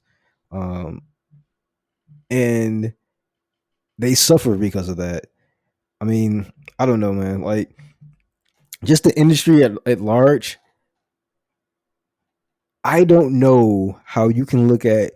I really want to. I wish I was like a CEO and executive, not only because of the money, but because I really want to know how they think. And I don't understand how you can make record-breaking profits in 2020, 2021, and I think even 2022. Yeah. I don't know how you can make those profits and not see, like, all right, we're approaching a peak. Now here comes the downfall, right? So let's prepare for that instead of spending money on everything or whatever the case may be, giving everybody bonuses or whatever the fuck. And I think companies, when they get that money, they do a trickle down effect to where they like start hiring more people and everything like that because like, oh, it's just gonna go up, up, up. And it's like, no, maybe you should kind of like plan that out and not hire everybody and be like, all right, do more strategic planning with your money, in my opinion. Because this is what we saw. Like now the industry is going down and we're seeing tons of companies go under or get sold or close. Developers getting laid off. And it's like y'all make literally billions of y'all are the highest form of I think the highest like grossing entertainment in the last 3 years. Yep. And like where did all that money go? How are people getting laid off now? Like where are the projects at? You know what I'm saying? Like don't get me wrong. What you're saying, they're expanding too much. Yeah, and don't get me wrong. We had a great year as far as gaming this year. But I can't justify that for developers getting laid off. I hate seeing developers getting laid off. Um, and and especially now that me and you recover gaming news and we look at the NPD numbers, the NPD numbers do not justify the layoffs. Even they're like this is like their stagnant period where they're just barely just going up or down. It's just like a steady line. They're still in the fucking billions of money just coming in, man. Like it doesn't make any sense to me. So I don't and then PlayStation's on top. I mean, Nintendo's right there with them. Actually, Nintendo's off the fucking top. Let's be honest with you. They're like miles ahead of both PlayStation and Xbox, which I think people don't even understand how far Nintendo is as far as like revenue, how they're killing both of these companies. But PlayStation is right there to where Microsoft had to change their whole game plan. So it's like, who are you really battling at this point? And why do you want these games as a service so much? Just continue to make the great games that got you the money in the first place. Because people, believe it or not, people do not come to PlayStation, in my opinion. I mean, it's an all-in-one system now, but like I come to PlayStation because like I can get all of that in your first party stuff. But like we already got third party games that have games as a service, bro. Why do we need your first party games as a service? Because you want the money to be directly injected into you. Like that's the only reason I can see that. You know what I'm saying? Like you already bought Bungie. That is a big reason. That is a big reason. They make 100% instead of 30%. Yeah, that's true. If they make a hit live service game, and that's big. Because we've seen how much, we talked about how much Call of Duty makes them, and they still only take in 30% of the, those sales numbers. Like, and it's still it's a significant enough chunk that Sony would be scared to lose it. So. Yeah. I feel bad for the developers in this situation. I just feel like they're victims of corporation bullshit, like corporate politics or bullshit or whatever. I personally don't know how I would feel if someone came in and just dictated my project and was like, nah, it's not good enough. And then, and then my boss's boss decided to put it on. Well, maybe it's not even my boss's boss. It's like my colleague. And then our boss decided to put my project on hold because my colleague was like, it's not good enough, So, yeah. And I mean, it kind of makes me wonder if Naughty Dog, like, while I don't think they're in trouble, but some kind of shakeup happening there because, dude, think about The Last of Us 2, right? That's a game that only sold 10 million copies, and it might be a little bit higher at this point, but that's the last we heard. It was that it hit 10 million sold. And that is a game that cost, I think it was 200 million to make, or 220 million dollars to make, and you sold 10 million copies. You're not making that big of a profit on that, all told. And that because you compare that to Last of Us 1 sales, which is significantly higher, by the way, which obviously over a longer period of time, but still it's significant enough difference that it matters, to bring up. And that those are the only two games that they made within that time period. Well, I mean, they did make Uncharted 4, sorry. But we're getting The Last of Us 2. When are we getting the next game from Naughty Dog? Probably not till 2026, maybe 2027 if we're lucky. It would be 2026. And if that's the case, I mean, you're talking about you're not making that much profit on what they're making. And yes, they're a prestige studio for you, and they're very important to the image of your IP and your kind of branding as PlayStation, with PlayStation Studios. But at the same time, it does make me wonder and then you cancel this factions, multiplayer game. Like they're probably losing. They probably have lost Sony money at this point in the last few years. Yeah, like Operating. I read a report that says like they made at least around $100 million back, I believe. So yeah, Yeah, I think they that's had a, tiny, dude, for a game they're of at, that size. they're at a net loss of That's like 120 million short. Yeah, that's So not good. That's not good for a AAA game. And this is my problem with Sony's approach, though. Their approach is to continue making these giant AAA games, but then expand into live service. And instead, what they probably should be thinking about is how do we change the AAA development model so that we can make profits more reliably, and not every yes, game has to be a 15 million seller for us to make acceptable money back. Um, yes. Revolutionize the way you make games rather than trying to go into this model that is kind of, like you said, like it's already kind of past. Like live service games are still a thing and plenty of companies are making them, but when was the last big hit live service game? Apex? Fall Do you know Guys? how do you know how many live service games we had come out? A Yeah, lot. and they all shut down. Remember that fucking story we did earlier this year where like Yeah. 30 of them shut down in like a week? You know? It's like, dude, the chances of you making one of these that's going to hit the way Apex does, Fortnite does, is so tiny. It's so tiny. I don't think it's worth the risk. And even if you hit it, the amount of resources you're going to have to continue to put into it to keep people engaged with it is high. It's operating Fortnite is not cheap. Operating Apex is not cheap. You can't do that on a shoestring Bro, budget. we see that with fucking Diablo 4. Like Right.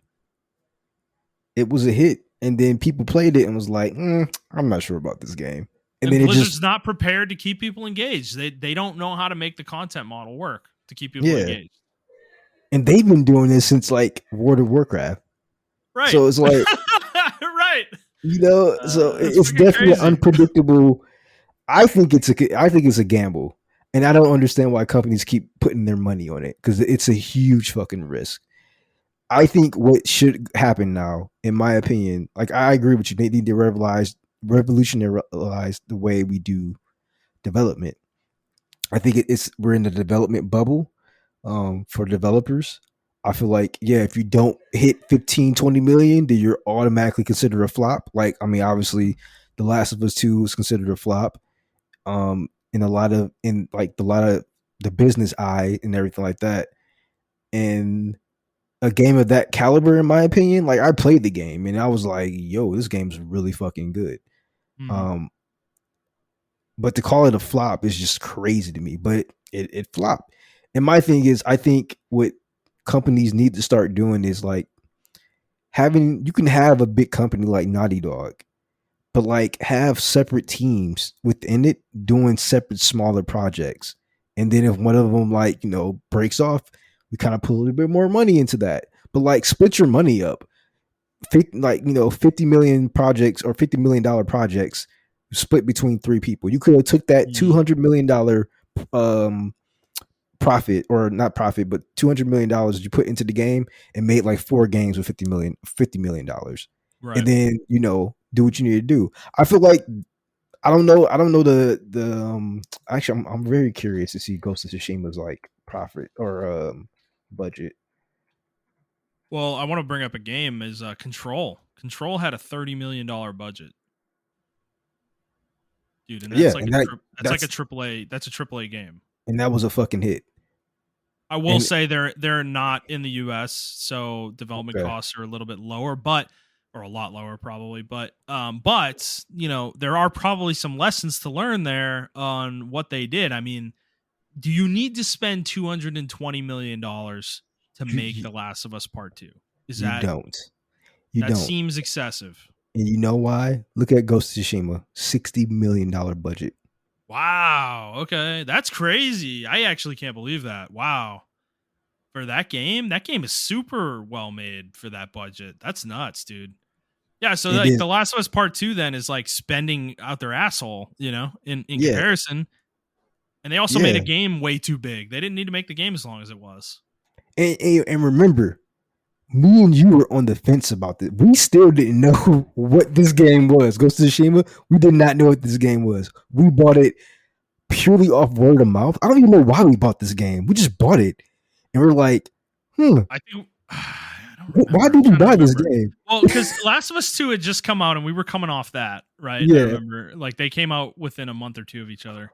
And I remember we came off of it, and I want to say because Tiara was on the podcast at this point. I think she played it first, and Mm-hmm. she was singing its praises like Mm-hmm. pretty heavily. And I think she might have got us onto it. I don't know, or maybe we Maybe just she, yeah, watched some. We I might have think watched maybe some she did. videos with her, kind of feedback, and we were like, okay, this actually looks pretty good. I don't know. Yeah, I think maybe she did recommend it to us. Yeah, we bought that game. It was like my favorite game that year. Yeah, exactly. Honestly, it was super good. So it's like for that game to be $60 million. It sold as many copies as The Last of Us 2, by the way, too, as far as we know. So it probably made like $100 million. So it made a profit. So Yeah, well, it made much more of a profit than much more Last of than Us a 2 profit. did. Yeah. So, but that's what I'm saying. That game is proof. And you remember they reworked that game was in development for a while. It was 6 years, in 7 development years. since 2014. Yeah, it was a very long development cycle. And that was $60 million. That's insane to me. Yeah, I'm that is also pretty curious crazy. to see. I want to know like Elden Ring's budget. Oh, I don't think you want to look that up. Yeah, it was 200 million, but they made that money back. Okay. I didn't think it would be that high. Wow. Damn, From's working with that much of a budget? That's what. Jesus Christ. Let me check. I don't know what that That's was. nuts, dude. I mean, they're a big studio. They got big pull at this point.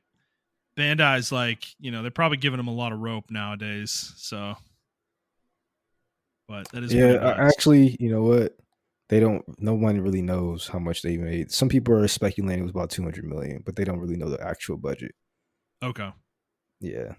Yeah, that's. I'm actually curious high. though. Let's. I want to see Dark Souls 3 budget. I know we got to have that. God, that game is what 7 years old? Yeah. 8 years old. Damn, they are really secretive with their budget. No one really knows what the budgets are for these games. Maybe their budget's like 500 million, and that's why all the games are so good. I don't think so. I don't think it is. I wouldn't say. I think their budget's like for a game. I'm gonna be honest with you, probably 7 million most. I can see them. Yeah, I'm thinking they're in the Ghost of Tsushima range with most of their games, like the 60 and 70 million, probably. Because you look at Sekiro, bro. Look at Sekiro. Yeah, that's not a. Yeah. I don't think it's a high budget game, but they did a lot with what they had. Yeah. It had to be like, yeah, no one knows. That's what I'm saying. Like and they're still profitable. They're making profits. So I want to say Sekiro, I'm just going to take a guess and be like, that game's budget was probably like 40 million. Because that's not even a full like Dark Souls type experience, in my opinion. That's like a single player game, no multiplayer added onto it at all. Yeah. So I think for people to be like, we have these inflated budgets and it's needed and everything of that nature, I don't think it's needed, man. I just think you need to have a clear vision. You need to let these developers rather have a clear vision of what they want to do and let them execute it. Yeah. Except for Rare Studios, don't tell them what to do. You gotta tell them what to do.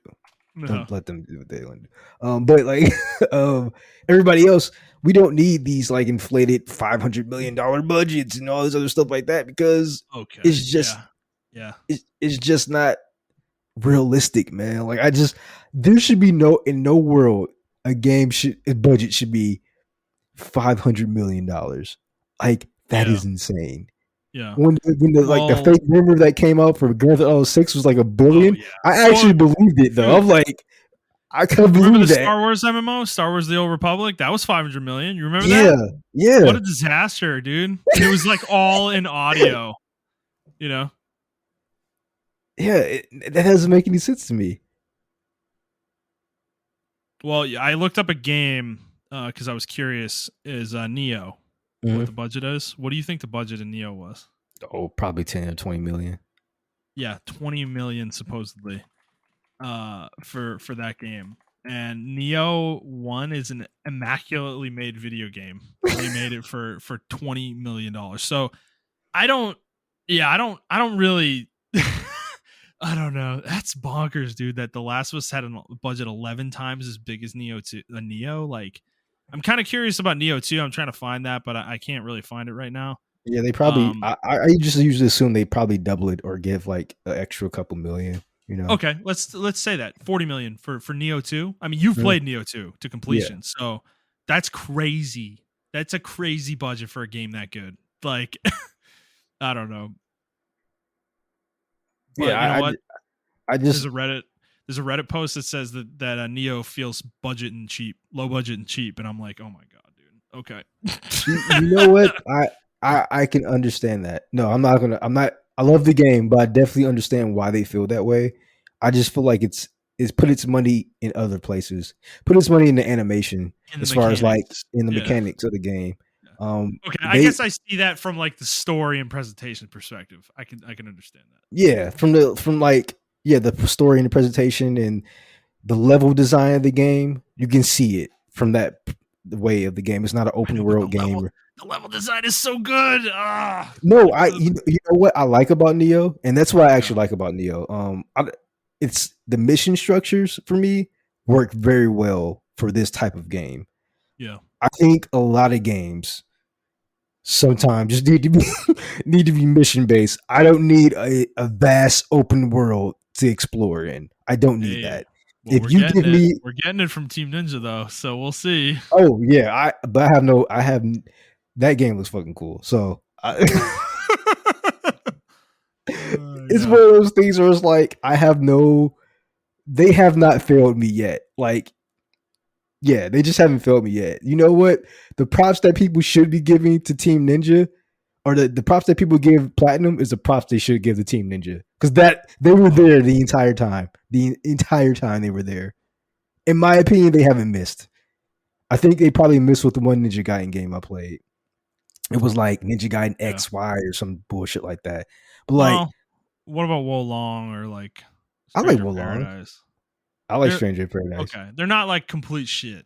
I guess they don't make like complete shit. They give me what I expected from them, and I like both of those games. In my opinion, I don't know what people were expecting from Stranger in Paradise.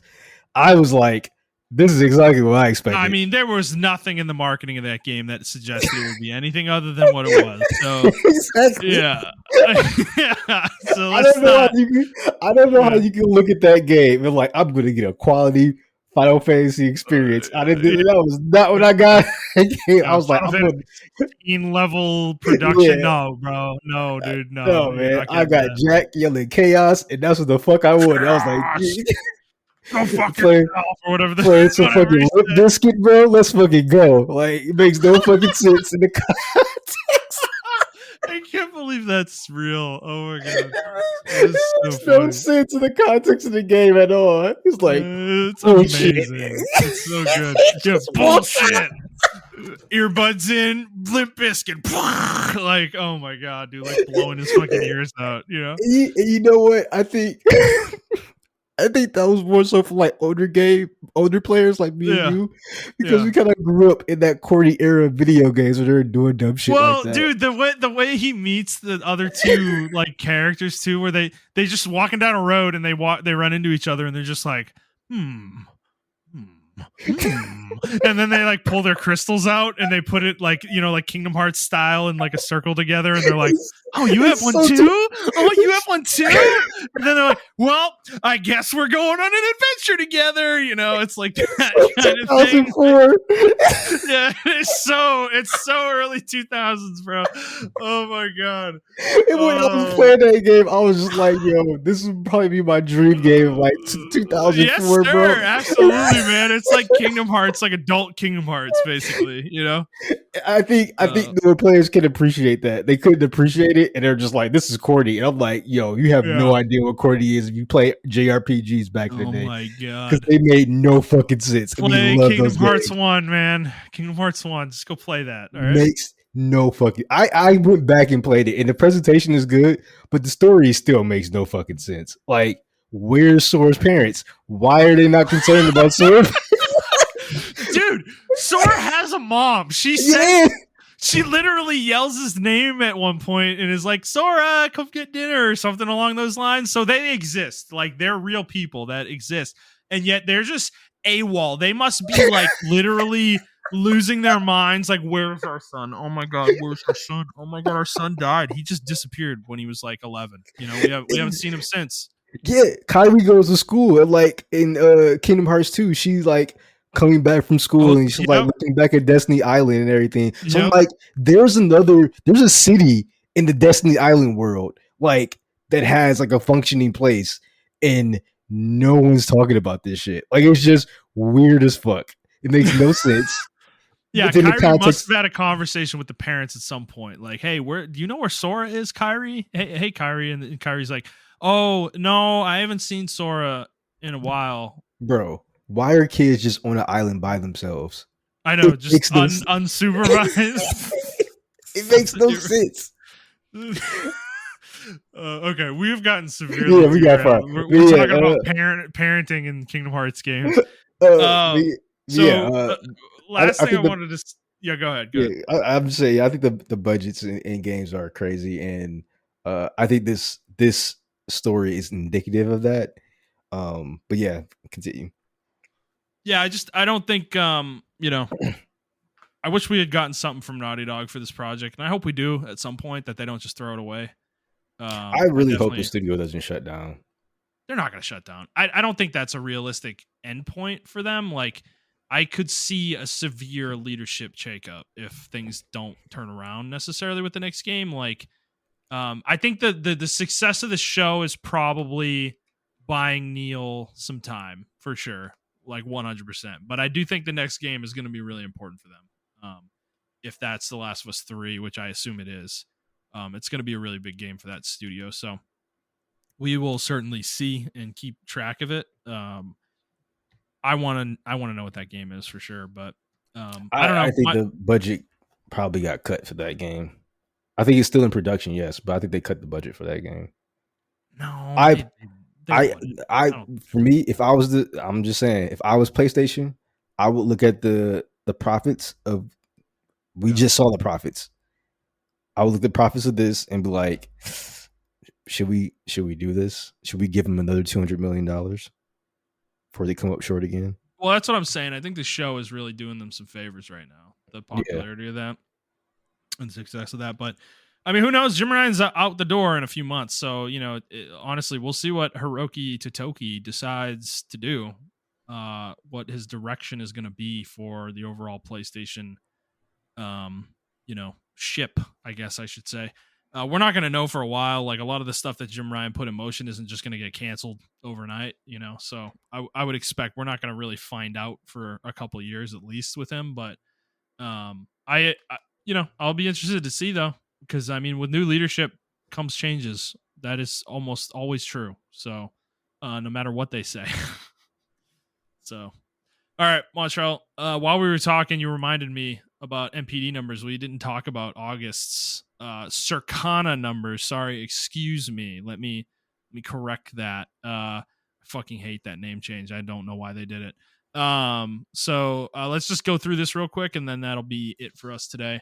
August 2023 sales in the video game industry from this year compared to last year. Total video game sales, $4.203 billion this year versus $4.082 billion last year. That is a 3% increase. Video game content, this is physical, digital, full game sales, microtransactions, subscriptions, etc. 3.715 billion this year versus 3.564 billion last year. That is a 4% increase. Video game hardware sales, $328 million this year versus $376 million last year. That is a 13% decrease year over year, which is actually kind of interesting. I know at this time last year, the stock stuff with PlayStation and Xbox was kind of alleviating, but that is an interesting decrease. And then video game accessories, $159 million this year versus $142 million last year. That is a 12% increase.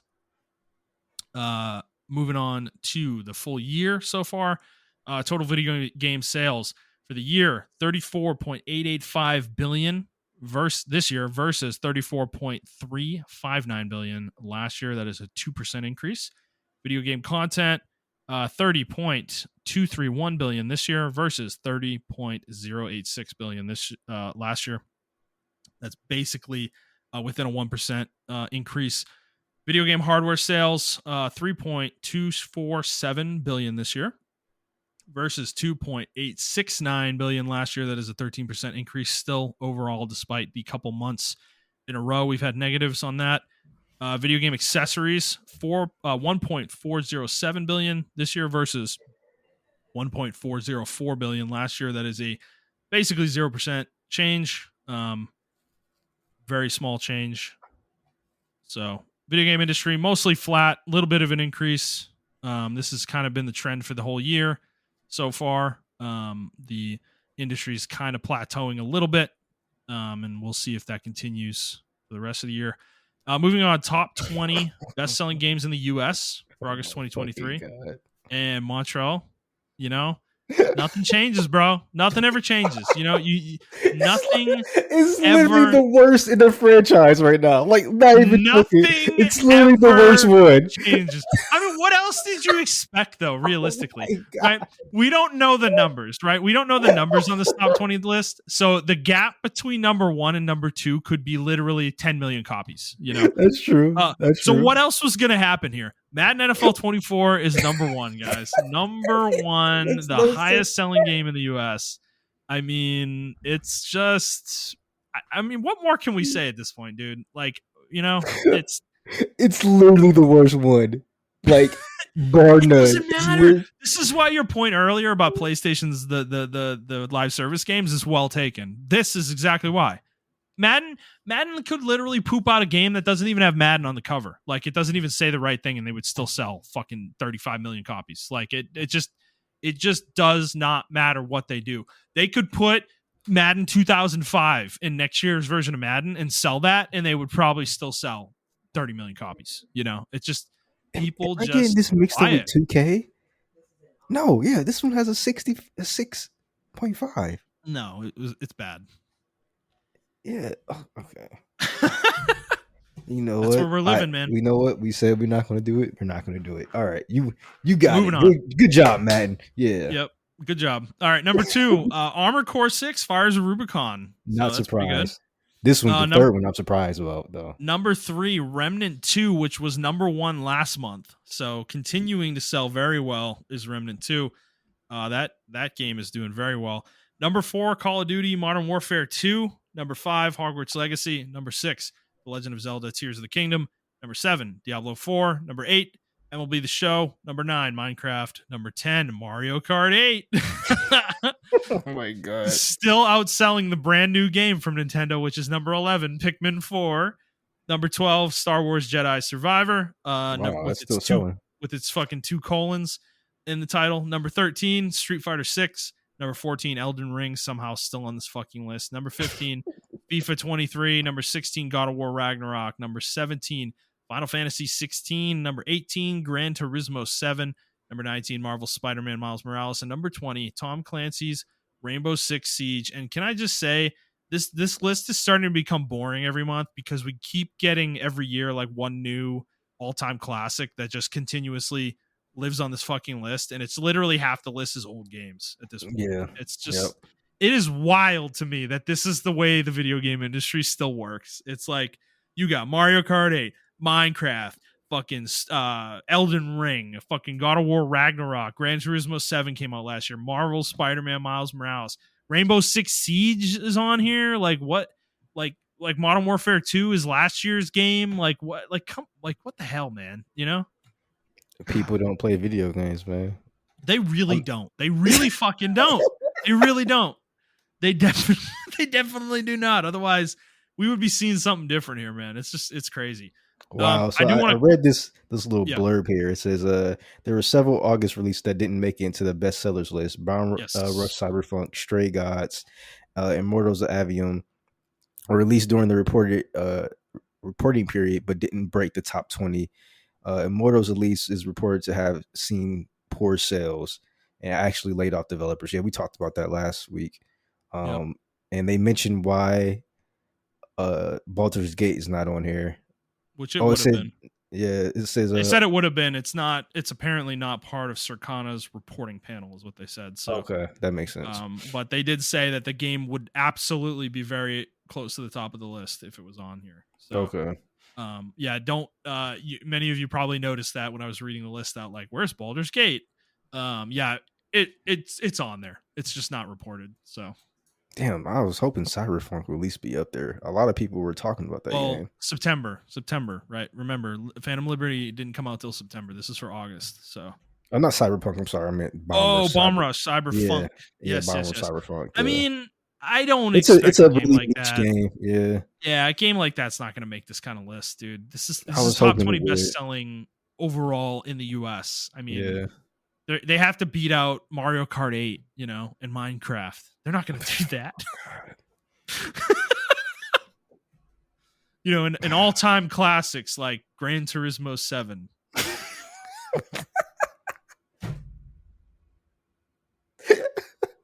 okay. I'm sorry. Hey, dude, fucking Madden 2024. Mm-hmm. Okay. Yeah, at Yeah. least Madden 23 is not on here, dude. It's on the Thank you, last. Lucky So the next Stars. one though. Oh no, you're right. No. All right. Top 20 best-selling games of the year so far. Number 1 is still Hogwarts Legacy. Number 2, Legend of Zelda: Tears of the Kingdom. Oh Number my 3, god. Diablo 4. Number Number 4, Call of 6. Duty: Modern Warfare 2. Number 5, Star Wars Jedi Survivor. Number 6, Madden NFL 24. You Number guys 7, disgust me. Disgust Resident me. Evil 4. Number 8, MLB The Show. Number 9, Dead Island 2. What the fuck? Yeah, this is Damn. actually a sleeper hit. Wait, hold on. This game outsold Final Fantasy 16. Yeah, bro, it's a sleeper here. Yeah, Final Fantasy 16 is not as good as we thought it was. It's not selling as good as we thought it was, man. God, dude, what the fuck? Number 10, Final Fantasy 16. Number 11, Street Fighter 6. Number 12, FIFA 23. Number 13, Remnant 2. Okay, that's good. I'll take that one. It's nice to see a different type of game on the list, right? Yeah. Number 14, Dead Space. Number 15, Elden Wow. Ring. Number Okay. 16, Madden NFL 23. Number 17, Mario Kart 8. Number 18, Minecraft. Number 19, The Last of Us Part 1. What? Number 20, Armored Core 6, Fires of Rubicon. Bro, So, dude, people watch out. do No, not this play is my video point. games. This is my point in the first list of we don't know the difference between 1 and 2, like how many sales they made. Madden NFL 24 is 6 overall this year, and Armored Core 6 is 20. It's barely on the list. That's the difference in sales. That is gigantic. No, that's what I'm saying. How is this game number 6? It came out. I mean, he had to sell millions of copies. Oh my god. Oh my god, 10 million probably. It's probably already sold 10 million. Like I would put it in that People range. had this game preloaded. I mean, because dude, we know Legend of Zelda sold 19 million already this year. I think is the number that the last number we got from Nintendo, and they're number 2, which means Hogwarts Legacy sold more than that this year, which is insane. But then that means Diablo 4 is next, which means it's probably somewhere in the 15 million range would be my guess. But dude, last year's Call of Duty still sold like what, 13 million copies, 14 million copies. Like, did they have bundles? Call of Duty? I don't think so. Okay. They had bundles with consoles. I can probably explain that. Yeah, I don't think so. Oh, PS4. They did. Yeah, the PS4. They don't have a PS. Wait a second. Oh, they do. Okay, Oh that can no no no probably no! They do, man. okay. That can probably Yeah, explain that, Sony man. PS5 Modern Warfare 2 Call of Duty bundle. Yeah, that can probably Okay, explain that. that does explain that. I can't justify Madden though. I'm sorry, y'all. I mean, That's insane to me. I would wager 10 million. That's probably your over under number. That's fucking insane. This is the In worst Madden they've in released. what, a couple weeks or a week? Like, it releases at the end of the month too, doesn't it? Usually. Oh my god. I understand, bro. Nobody understands it like me. I get it. You don't have an out. If this is your only game to play, you don't have an outlet to play another game because like you just I just want to fucking play football, bro. That's all I want to Yeah. do, and I get it. I get it. Like for the longest, for action games, like Devil May Cry was it for me, right? It was like Devil May Cry and maybe Metal Gear Revengeance and maybe Bayonetta. I get it, man. Like I just played those three games, right? I get it. I understand it. But at some point, you gotta stop. You gotta stop. I mean, I broke a long time ago. I And did I'm too. just I mean, I I'm a broken man though. I don't know if I don't know if I want to encourage people to become like me and you. You know, like, we're broken people when it comes to Madden, dude. Like we are. I just don't get it, man. Like if this is NCAA to me was so much better than that. Oh, Yeah. Will it be when it comes back out though next no, year? probably not. Probably No, fucking it not. won't. No, it definitely won't. There's no shot, dude. It's gonna be a garbage fucking dumpster fire, just like Madden is now. Like I You know what? almost You I know almost what? want to guarantee it. Maybe it will be better because they have enough time to No, work on it. why? Okay, okay. The only chance that it's gonna be better is the first game. If the first game comes out and it's significantly better, it in theory should stay that way, right? Yeah, Going forward. it But should. if it comes out and it's a shit show, like it's a piece of shit, they're done. They're in the same place Madden is, you know? Like, it's going to be a garbage fire every year. Hey, I just noticed something. Holy shit. NBA 2K is now on this list. Or the NBA 2K came out last month. September. That's a September game. Fuck. All right. Well, that's I going to will say NBA 2K23 though is not on the Not top on the 20 list. list for the year. Mm. That's progress. Progress. We're getting somewhere, guys. That is something. That's something to call out for sure. Oh man. Even DJ was like, "This is crazy. This game is like crazy." Okay, but you want to talk, dude? Okay, me and him are like I'm addicted to Genshin, right? Mhm. In Honkai, he's addicted to NBA though. Like the way he Yeah. talks about it, he talks is. about it the same way. He's literally like, you know, I can buy the $250 edition, and man, I get like $100 in currency for free. So it's like I would have spent $350, but they saved me $100. It's like, bro, you are so deep into the rationalization. You don't even like hearing how ridiculous that sounds. I just let both of y'all go. When I y'all love talk you. about Genshin and stuff, I'm like, I love and y'all you. talk I about love NBA you, 2K, I'm like, hey man, y'all do No, y'all. you're in a good place, Montrell. Like, don't dive into these games, okay? Like don't do it. I never want to see. When you were saying you were playing Tower of Fantasy like a couple months ago, I was like, I hope he bounced off it real quick because I did. dude, I've tried it. I yeah. was just like, it just wasn't it for me. Only game I think is gonna get me, honestly, is Wuthering Waves, Wuthering Waves. I think that one's gonna get me. Or if Zenless Zone Zero. Yeah, Zen Zone Zero. That one probably will grab me too. Why am I so into Hoyoverse games? I don't understand. Like, dude, they make games in a way that speaks to me at a very, very deep, like primal level. I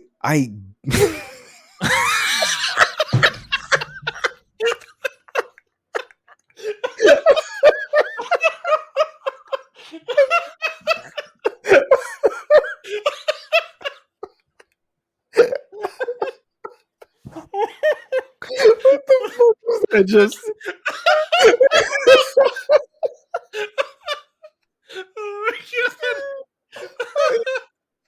Oh my god. I mean, look, man, I'm just saying it like it is. I'm just speaking my truth, Montrell. So they got a fucking anime girl like gambling addiction. That's what they do. Okay, that isn't what I meant. Let me clarify.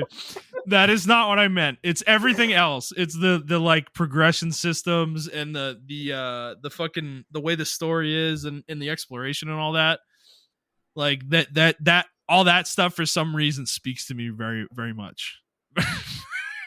Okay, I mean, I don't know yeah. why. I don't know why it is. I Okay, was I gonna say don't. like maybe is the animation and the presentation for me is super good. It's That is just true. Honkai is fucking. yeah, and It's it's just like like goddamn. when I when the Zen when I'm just gonna call it Triple X or Triple Z when Triple Z comes out, like I'm probably gonna be addicted to that game because like that is everything I wanted, like right there. Except for Yeah. like the furry shit. I don't care about that shit. But like I don't know, the game just looked really fucking cool as far as the combat and everything. And then even Wandering Waves, um Yeah. has the same thing. It has the combat, the open exploration, and the fucking characters. I'm just like, this is what I wanted. Like, make me buy more characters. It, you know what I'm saying? So I don't know if the combat's there, I will play it. But yeah, I thought the Tower of God shits. They're just too fucking cheap, bro. Like, it's just a Mhm. knockoff. I can't do it. So I don't know, but yeah, it's funny. Well, I'm gonna send you the latest character showcase because oh my god, like it's so good, dude. Like she just looks like fucking like the combat animations just look so good. The game, like that's the kind of shit I'm talking about. They don't really like the animations in their games are so so good. Like I don't understand why. And that for some reason I am like kind of really into that shit, you know, as a gamer. So no, I'm not the short child characters do No, not I speak just to me on a no no no primal no no level. no Like no that's no. not what I meant. That No, isn't no. what I meant. When I said anime girls, I meant like even like the the Like obviously like adult looking ones that look like they're adults. Lilu doesn't speak to me. Chi Chi does not speak to me. I just want to be very clear about that. I hate those characters. I wish they I would just like when they delete have the them. little the fucking the MILF characters, the MILF looking Oh my characters. god. That's what I like. I'm like, oh shit, yeah. Give Well, me you're gonna more get of that in that. Zenless Zone Zero, bro. You Yeah. saw the main like poster child character, right, with like the pink hair or whatever. No, I didn't see that one. I know they usually The have characters jiggle like physics go wild, dude. In Zenless Zone Zero, like it is that's fucking. why I kind of like looked at Punishing Gray Raven. I just can't play it on controller. I mean on PC. It's only PC or on Mhm. phone only. But like the characters in there are like MILF type characters. They don't look like little children. They look like fucking adult women. And I'm Yes. like, yes, that's what Well, I like. okay. Yeah, I will tell you the truth. I will say I don't usually simp for characters like that hard, but the two characters in Honkai Star Rail coming in version 1.4, bro, they're, they're so good. They're so fine. Like, go look up Topaz and look at her character trailer. Like, dude, like what they're doing with her ass is like it should be illegal in a video game. Like, I don't understand what is going on there. Like, but yeah. So yep, I'm hopelessly addicted. Hopelessly. I will at some point break and I will stop playing both of these games again. It'll happen. I don't know when, but it'll happen at some point and I will stop and then I will probably come back at some point when it's been long enough. So, it's just an ebb and flow. It's like you said, an addiction cycle. When you were saying that earlier, that really resonates with me, you know? Like I've had that with Genshin in particular. So yeah.